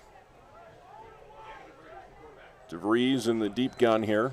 Steps back, looking to throw. Walks up into the pocket, and he is sacked for a loss of about a yard. And looks like we got a timeout on the field. Oh, we got a flag on the field. What's a flag?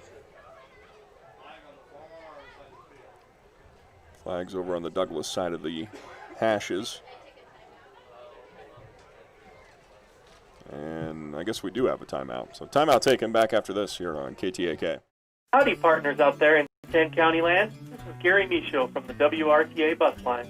We are looking forward to reconnecting with all our riders and friends once it is safe for the WRTA to operate. In the meantime, the WRTA would like to graciously thank all those who are keeping our county running, especially the healthcare workers. On behalf of Share a Ride and the WRTA, we can't wait to see all your healthy faces when Big Blue reopens. So don't drink and drive, wear your seatbelt, and keep all four wheels on the road. There was another penalty addressed. Cody, was it a holding call? I didn't see it. Sorry. 38-14. DeVries in the gun. Drops back deep, throws. Looking for Engel, and it is incomplete at about the 15-yard line. Was in double coverage there. DeVries' pass is incomplete. Brings up third down. Now third down with 3:26 to play in the fourth quarter. 38-14 lead for the Bearcats.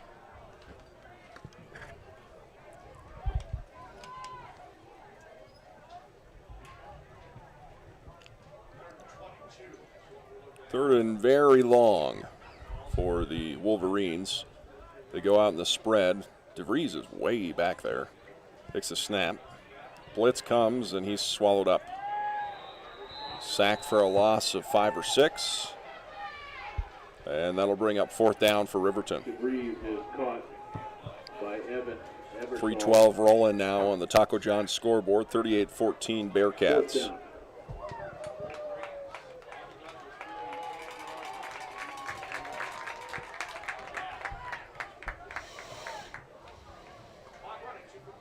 Clock still moving here. Calling the play, and now DeVries in the gun again, 4th and a mile.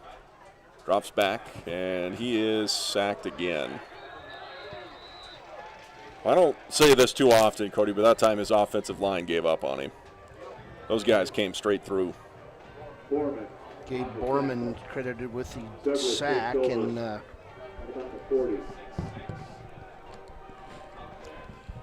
2:43 on the clock, and Riverton will turn it over on downs. Inside their own 40.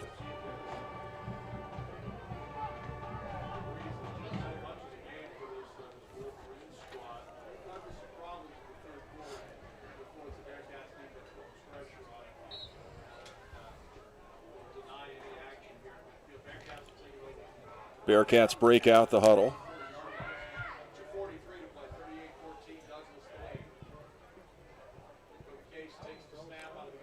And And Ewing tries it on the right side, gets a couple. Forward progression, I guess, was stopped right at the line of scrimmage. Has the carry off the right side, not much. Broden Mathis and Hayden Brown on that tackle. 2:24 still to play in this one.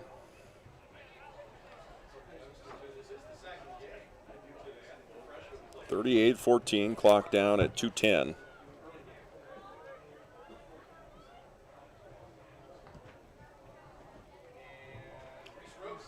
And they'll just let this thing drain out here, down under 2 minutes now. Case pitches. We've got a new quarterback in there, pitch right side. And still on their feet all the way into the Riverton secondary. And a flag back at the original line of scrimmage. Reese Rogie was the backup quarterback. Tackle by Cameron Murfitt. He's got it down there near the first down. Wolverines make their way to Buffalo next week. And then following that, we're at home against Lander. That'll be senior night. Worland. And that'll be in Worland, and then Rollins and Rollins. So we finish with 2 road trips for the season. And Riverton going to move to 1-4. 0-1 in conference play.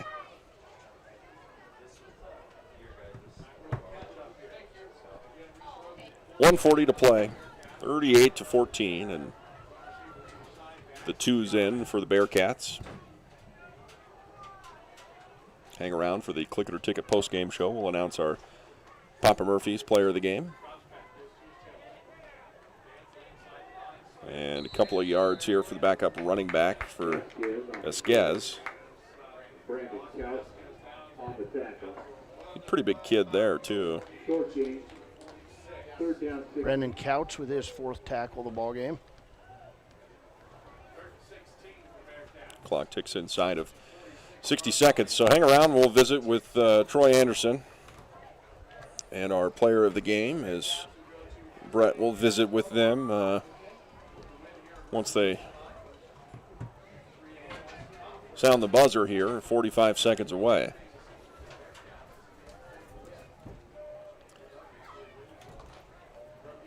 Under center, here's the pitch right side. And the Skaz takes it down to about the 35. Stays in bounds. And they won't have to run another play if they don't want to. The clock inside of 23 seconds now. 38-14. Taco John's scoreboard, and I think that'll do it, Cody.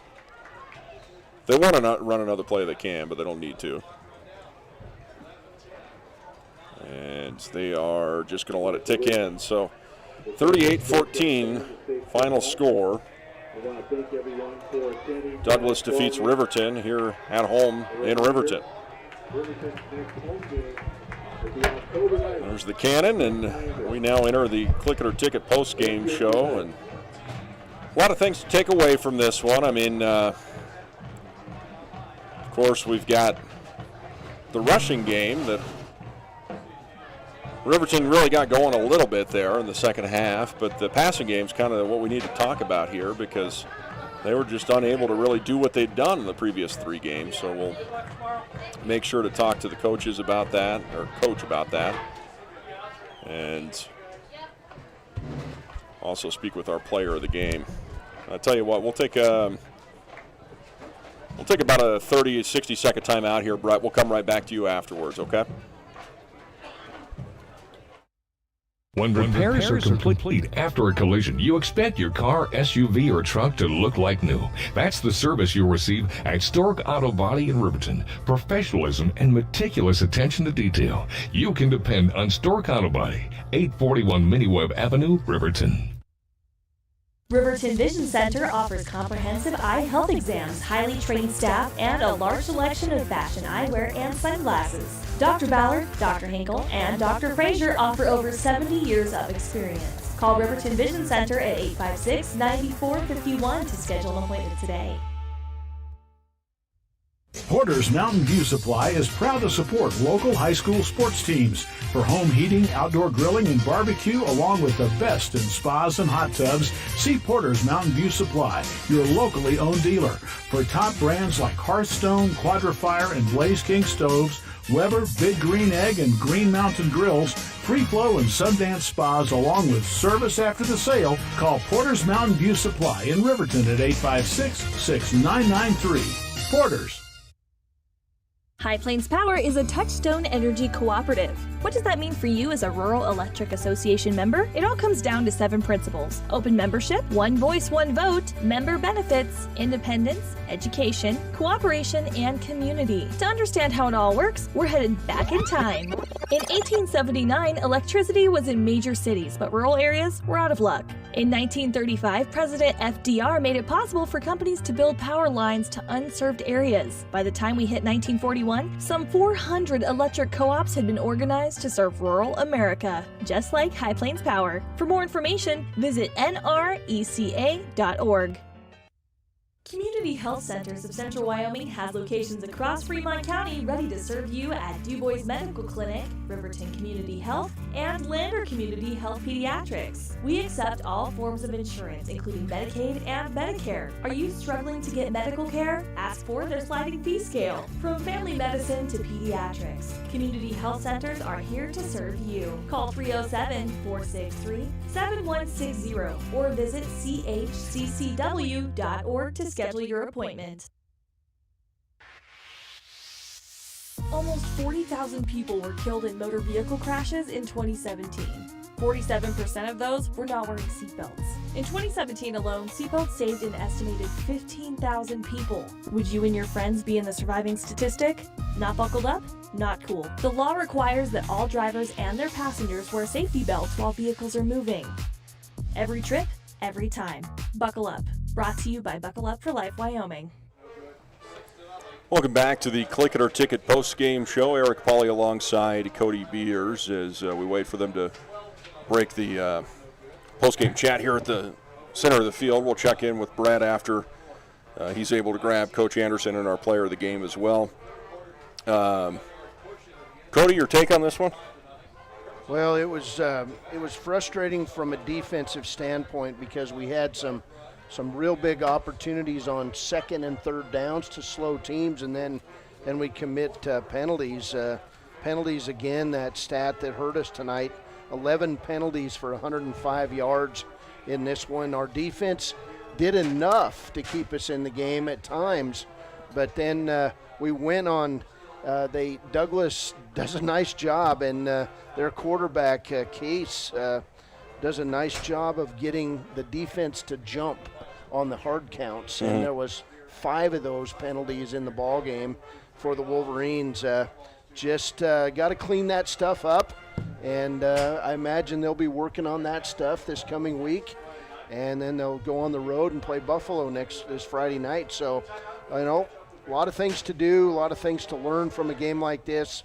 Riverton saw some things, and they moved the ball on offense.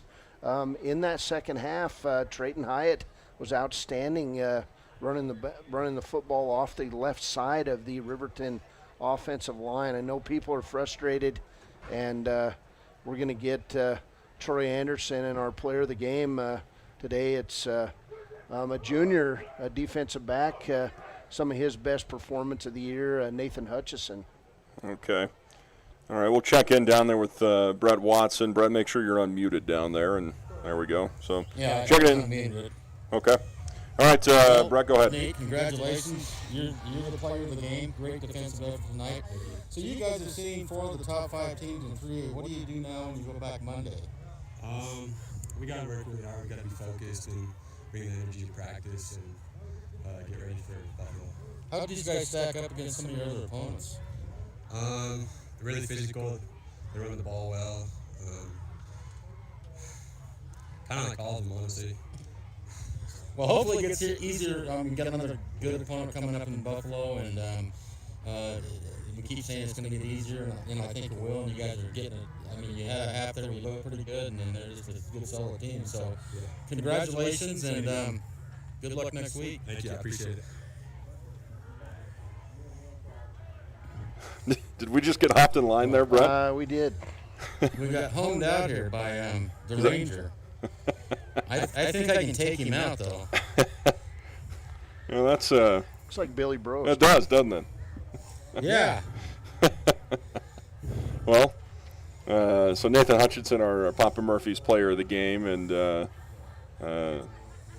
he gets a free pizza courtesy of Rick and the gang there at Papa Murphy's right off of Federal and North Federal in Riverton. So congratulations to Hutchinson. He joins our previous 3 winners of the Papa Murphy's player of the game, and we appreciate them stepping up and sponsoring not only Riverton High School athletics, but also all of the Fremont County games of the week that Ernie Over does. He had the Shoshone-Wind River game last night, and then he's got Rocky left, and then 3 Shoshone games. I think we finished with that Rocky game with Wind River up there in Rocky Mount at Cali. Good job sneaking in there, Billy. All right, we'll check in now with Coach Troy Anderson. Hey, Coach, another tough opponent. We showed life right after halftime, and what did you see in the second half? I mean, we just went back to a real simple play that we thought could work, and they kind of shut us down on it, and we kind of became one-sided. But, as a play caller, you may want to veer away from that, but they couldn't stop it. And we stuck in it, and it worked out for us, and we went back and mixed it up a couple other times. But that's what I saw, and I like that kind of football. I don't know. I don't feel like it was there. I'll have to look at the tape. I don't feel like it was there earlier in the game. I was trying to be a little more balanced. I was really one-sided in that last half, and it worked. But I would like to see us get the ball around a little bit better.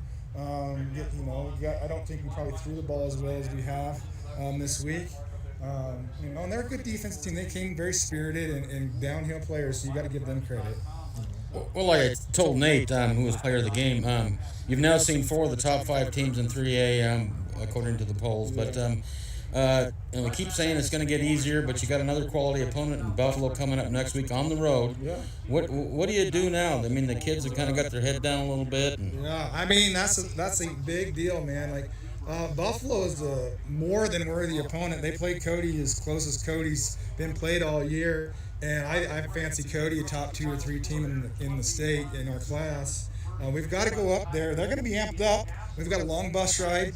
We've got to get them mentally right. We try a little something, try to be positive. I think young men this age, the confidence, and this is not just our guys, I think it's across any young man this age, the confidence can be very fragile, and you can see it, you've seen it before, the energy flips and things happen, and in that second half when we started to move the ball and get positive, man, things, you become much more lively, so we're going to work those mental reps, we're going to try to diminish those mental mistakes on the penalties. I think we only had 1 turnover tonight, so I'm a little more enthusiastic about that situation. Yeah, the penalties were better. The turnovers were better. The penalties, I think you were 11 or 12 again. I feel like and some silly ones, some after the whistle things. Simple stuff. And like I said, I don't want to, especially defensively, I don't want to rein dudes in, but we got to be smarter, We need to fire it up as defensive dude as we can possibly get. So it's kind of a balancing act by myself and Ross and everybody else to get those guys to play disciplined, right? It's kind of a cliche word, but I think that's probably the place we're going to go next week.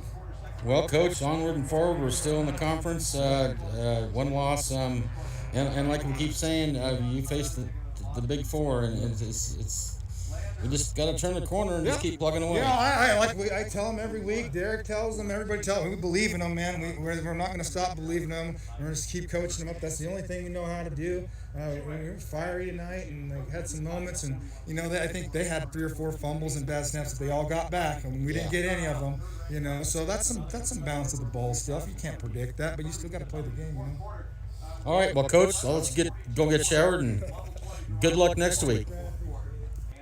All right, thank you very much, Brett. Head coach Troy Anderson there. Cody, let's take a look real quick here before we do our scoring rundown and our stat rundown. Let's take a look at some scores from around the state, get these out of the way. Cheyenne Central 62, Cheyenne South 15, that's final. East defeats Sheridan 16-14, that's number 4 over number 3. Are you ready for this? Rock Springs defeats Natrona County, number 5 Natrona County, 21-7. That's the first win by the Tigers in 19 years. I'll give you a hint who was playing 19 years ago in Rock Springs. John Windling. John Windling, that's right. Let's see, Thunder Basin, third quarter, up 34-7 over Gillette. Green River defeats Evanston 23-20. Buffalo over Rollins 14-8. Cody leading number 1 Powell. Cody's ranked third, 14-0 in the fourth quarter. Number 2 Jackson over number 4 Star Valley 21-14 in the fourth quarter. And Lander hands it to Worland 41-14. Final scores in 2A. Cokeville 41, Pinedale 6. Bighorn over Burns 42-8. Number 5 Big Piney 6. Number 3 Lyman 0. That's a final. Tongue River defeats Newcastle 30-0. Fourth quarter scores Wheatland 42, Glenrock 20. And then they're tied at 20s in the fourth quarter in level, Thermopolis and the Bulldogs. Number 4 Torrington 17. Number 2 Upton Sundance 14. That's in the fourth quarter as well. 1A 9-man, number 3 Lusk 54, number 5 Lingo Fort Laramie 7. Wright leading Moorcroft 8-6 with about 30 seconds left. Number 2 Rocky 60, Grable 6. And Southeast defeats Pine Bluffs 35-0. And 1A 6-man Matizzi upsetting Burlington 42-38. Longhorns had the game-winning field goal with 38 seconds left. Those are worth 4 in 6-man ball. And Casey defeating Hewlett 25-0. Well, we'll take a short break. Back with your stat recap after this and the scoring recap as well here on 93.9 FM, KTAK, as well as streaming online at yotoday.com. Long have our ancestors debated, taco or quesadilla. Now, Taco John's has finally found the answer. Both. Introducing the Chicken Quesadilla Taco. A taco made with a cheesy quesadilla shell filled with grilled all-white meat chicken and chipotle sauce. And now you can get 2 of them for just $5. History and tacos made.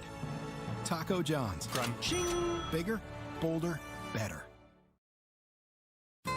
When it comes to protecting what matters most, it makes sense to choose an insurance agent who lives in Fremont County. Your local Allstate agent, Bill Brown, knows the ins and outs of both owning and protecting your home. Call Bill today for a free quote at 856-6573.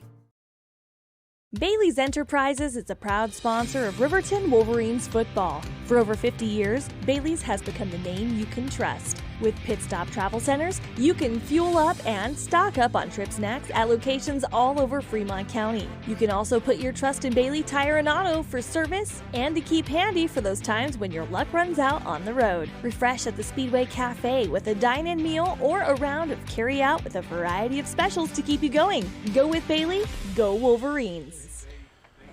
Welcome back, Wolverine Field. Final score tonight, Douglas 38, Riverton 14. Scoring update, or let's run through the scoring recap. Douglas would score often in the first half, a 33-yard touchdown pass to get things going from Kobe Case to River Berquist. It was 6-0. The PAT was no good. They followed that with a Ryland Weir 18-yard run at the 2:52 mark. It was 12-0 as Hayden Brown would tip the PAT pass, and it was no good. In the second quarter with 5:35 to go, a 43-yard run by Jackson Hughes made the score 18-0. The PAT kick was good by River Berquist, and it was 19-0 at the half. Third quarter opens, and 9:29 to go in the third quarter. Case on a 1-yard touchdown run. It was 25-0. The PAT kick pass was no good. Riverton showed some life in the second half of the third quarter. DeVries on a 1-yard touchdown run. It was 25-6, and Johnson with the PAT made it 25-7. And then with 2.6 seconds to go in the third quarter, DeVries scored on a 3-yard run. At that point, it was a ball game, 25-13, and the PAT kick made it 25-14, but Douglas comes right back and adds a couple scores. First, a 19-yard run by Ewing with 7:23 to go. The PAT kick was no good. It was 31-14. And then at the 4:09 mark, Jaden Archuleta scored from 3 yards, and the PAT kick was good by Berquist. Final score, Douglas 38, Riverton 14. That is your scoring recap, Eric. If you give me about a minute, we'll go over some defensive stats. You got it, buddy. We'll take a timeout back after this. Click or ticket postgame show at KTAK, yotoday.com. Papa Murphy's is proud to sponsor this week's Player of the Game. For a limited time, enjoy a Papa Murphy's barbecue chicken pizza made with KC Masterpiece barbecue sauce. After the game or anytime, you can't beat the fresh ingredients and authentic flavor of a Papa Murphy's Take and Bake pizza. And you know it's baked right every time because you baked it yourself. Papa Murphy's on North Federal in Riverton. Drop in or order online at papamurphys.com. Go Wolverines! Adolescence can be a rewarding time for young people, but for some students, it can be emotionally trying. Did you know that nearly 22% of Fremont County students in grades 8 through 12 answered yes when asked if they had ever seriously considered suicide in the past year? If you or someone you know is at risk for suicide, please contact the National Suicide Prevention Lifeline at 1-800-273-8255. That's 1-800-273-8255. Paid for by Fremont County Prevention Program. Welcome back, Wolverine Field. Defensively tonight for Riverton, bunch of guys got in the point total. Broden Mathis right on his season average, had 16 defensive points. He had a sack, a tackle for loss, and 6 tackles. Isaiah Bement tonight with 8 defensive points. He had a tackle for loss and 3 tackles. 9 defensive points for Chris Topom. Topom was 6 tackles on the night, 2 points for Bryce Nimmo, 14 points tonight for Kai Gergen. He had a pair of pass breakups and 5 unassisted tackles. Nathan Hutchison tonight was just outstanding. 10 tackles, 7 unassisted, 17 defensive points. Damon DeVries finishes with 10 defensive points. He had an interception and 3 tackles. Caden Gantenbein tonight was 6 defensive points on 3 tackles. Brock Hinkle with 7 defensive points. He had 4 tackles before he left in the first half with that shoulder injury. 12 defensive points tonight for Braden Vincent. He had an interception, a sack, and a pair of unassisted tackles for the sophomore. Brandon Couts, again outstanding on special teams, made a couple defensive tackles too. 8 defensive points. Caden Smith with 3 defensive points on a tackle for loss. 8 defensive points tonight for Hayden Brown, 2 for Cameron Murfitt, and 2 for Skylar Soul. The big defensive point getter tonight for Douglas was Gabe Borman. Borman with 4 unassisted tackles, 2 tackles for loss, a sack and a half, and an interception today, Eric. He was outstanding at the middle linebacker spot. Absolutely. 11 defensive points for Jaden Archuleta, 8 defensive points for Curtis Dawson, for Kyle Loger, for Isaac Moss, all with 8 defensive points in the ball game. Kobe Case was outstanding. He had 11 and a half defensive points, had a half a sack and 6 tackles. Cody Mickey was outstanding at the defensive line. He had 5 tackles and a sack tonight, and Jackson Hughes with a tackle on defense. Those are your defensive stats. We'll come back after 60 seconds and bring you some highlights of the offense next up on KTAK. Your car or truck is an investment. When it needs repairs, you need someone you can trust to do the job right. Take it to Gunners Automotive. They repair all makes and models of cars and trucks, from oil changes to brakes, tires, and more. Gunners Automotive, 856-2288. We are building a stronger, safer CWC. Your health is our top priority. If you're coming to the CWC campus, please wear a mask and go online and fill out the daily wellness screening form at healthy.cwc.edu. Wear a mask when you arrive on campus. Find a health screening station in the Health Science Building or the Arts Center Theater. Check your temperature and you're on your way. Again, to fill out the daily wellness form, go to healthy.cwc.edu and we'll see you on campus. Riverton's Hampton Inn & Suites is proud to sponsor our youth athletics in Fremont County. Fremont County school athletics provide our youth timeless experiences and lessons that can lead to success for life. Setting goals, teamwork, and hard work make young athletes into good citizens. Hunting season is here, and that means the Wind River Radio Network and WyoToday WyoMing.com's Big Bull Contest is back. All you have to do is have a valid elk tag for this year and live in Fremont, Hot Springs, or Washakie County, and you're in. Starting October 1st, bring your legally harvested bull to the Wind River Radio Network's office at 603 East Pershing. Our team will measure it, and then you're in the running for the biggest bull. There's men's, women's, and children's divisions with thousands of dollars in prizes. For more information, visit wyotoday.com. Former University of Wyoming quarterback Josh Allen is worthy of Wyoming. 23 plays into my first start here at the University of Wyoming. I dropped back, kind of went through a progression. I saw the middle of the field kind of open up. I decided to lower my shoulder. His helmet went straight into my collarbone here. We landed on the 20-yard line. At that moment, I knew something was really bad. So Josh's collarbone was pretty bad. He had broken in multiple places, and it required hardware fixation with the plate in order to get it back together. It was devastating news to me and my family, just knowing that, it could have ended 23 plays in. We had no question whether we could perform the surgery here, given our wider range of varying subspecialties within orthopedics. I would recommend Premier Bone and Joint Centers. The thing that made me feel really comfortable with them was they made it feel like your own family. I think he'll have no problem performing in the NFL. His rehab and his recovery done very well, and I don't see any restrictions on him whatsoever. They want the best for you, and they won't steer you wrong. Let us show you why we're worthy of Wyoming. Welcome back, Wolverine Field. Offensive highlights in this game. First for Douglas. Case ran the ball 15 times for 84 yards. He would complete at a net 74 yards. He would complete 7 of 12 passes for 93 yards and 2 interceptions in the ball game. Running back-wise, Ewing, 13 carries for 91 yards. It was Weir, 4 carries for 33 yards, and Dowling, 4 carries for 32 yards. Leading receiver for Douglas in this game ends up as Dowling, 4 catches for 32 yards. DeVries tonight for Riverton offensively, 20 carries for 53 yards. It was rough going for Damon DeVries tonight on the ground. Through the air, he completed 4 of 12 passes for 55 yards and 1 interception. Trayton Hyatt got things going in the second half, carried the ball 14 times for 104 yards. Blake Dale carried the ball 5 times for 14 yards. Reception-wise, Lucas Engel with 2 catches for 37 yards. Tanner Johnson with 1 catch for 14 yards. And Jared Lucas, 1 catch for 6 yards. Those are your offensive highlights in the game, Eric. All right, very good, Cody.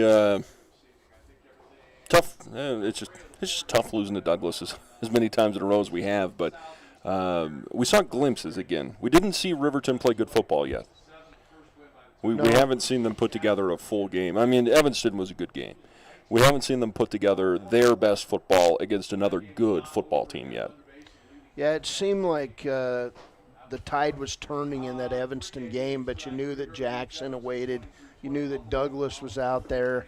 Well, now the Riverton Wolverines can look ahead. They still have 4 games to go. Buffalo next week, I believe, and then Lander the week after that. They still got Whirland and they got Rawlins. So there's an opportunity here looking ahead to still have a winning season for the Wolverines. And, positives coming out of this, Riverton doesn't give up. These kids are resilient. They get emotional, and it is an emotional group, and sometimes it backfires. But for the most part, what I see is I see a team that's willing to still fight to the final whistle in this game. They've got, it's we were talking about it on the pregame show, right? That there's room for improvement, and there's still room for improvement. Yeah, get some final scores in, and these are interesting scores in 3A. I would not have expected this, but Cody, the number 3 team in the state, shut out Powell tonight, 14-0. That score is final. And then Jackson beats Star Valley 21-14. We kind of expected that. Star Valley down a bit, Jackson up a bit. Lander beats Whirland 41-21. Cody over Powell again 14-0. Douglas 38, Riverton 14, and Buffalo beats Rawlins 14-8. That's going to be a tough game because you go over the Bighorns and you play in front of a good partisan crowd. Now, I'm not sure how they're handling things in Johnson County, but That's a tough place to play, and it's been a while since this team's been on the road. And then Green River beats Evanston tonight. So there's still a lot of football to be played. Riverton needs to get it going. We're going to go on the road, and we'll see how this operation works on the road, Eric. All right, sounds good. Cody, I appreciate you for Brett Watson, everybody back at the studio for making the broadcast possible. Larry for helping us out with stats here. We appreciate that. We'll see you back next week on the road in Buffalo. And, boy, it's been a while since we've been to Buffalo, hadn't it? What, 3 or 4 years now? 4 years? It's been a while, and, about 7 or 8 years ago, we had to make a Saturday trip to Buffalo. It was before you came here, but it was a snowstorm, and it was a struggle, and it was actually drier roads going over the Bighorns than it was through Casper. And we dropped in there and then four-wheel drive, and Riverton got a win that day. So, it's a big game because the Wolverines have a chance to get their season headed back in the right direction next Friday in Johnson County. Everyone's big. Every single one of them is big after this. All right, that's it for us, folks. Again, thanks to all of our sponsors that make this broadcast possible. You've seen their ads, you've seen their banners. Go thank a local business by shopping local, buy local, be local, shop Fremont County, and thank these folks for making this broadcast possible. We'll be back next week with more Wolverines football right here on KTAK 93.9 FM and streaming live on yotoday.com.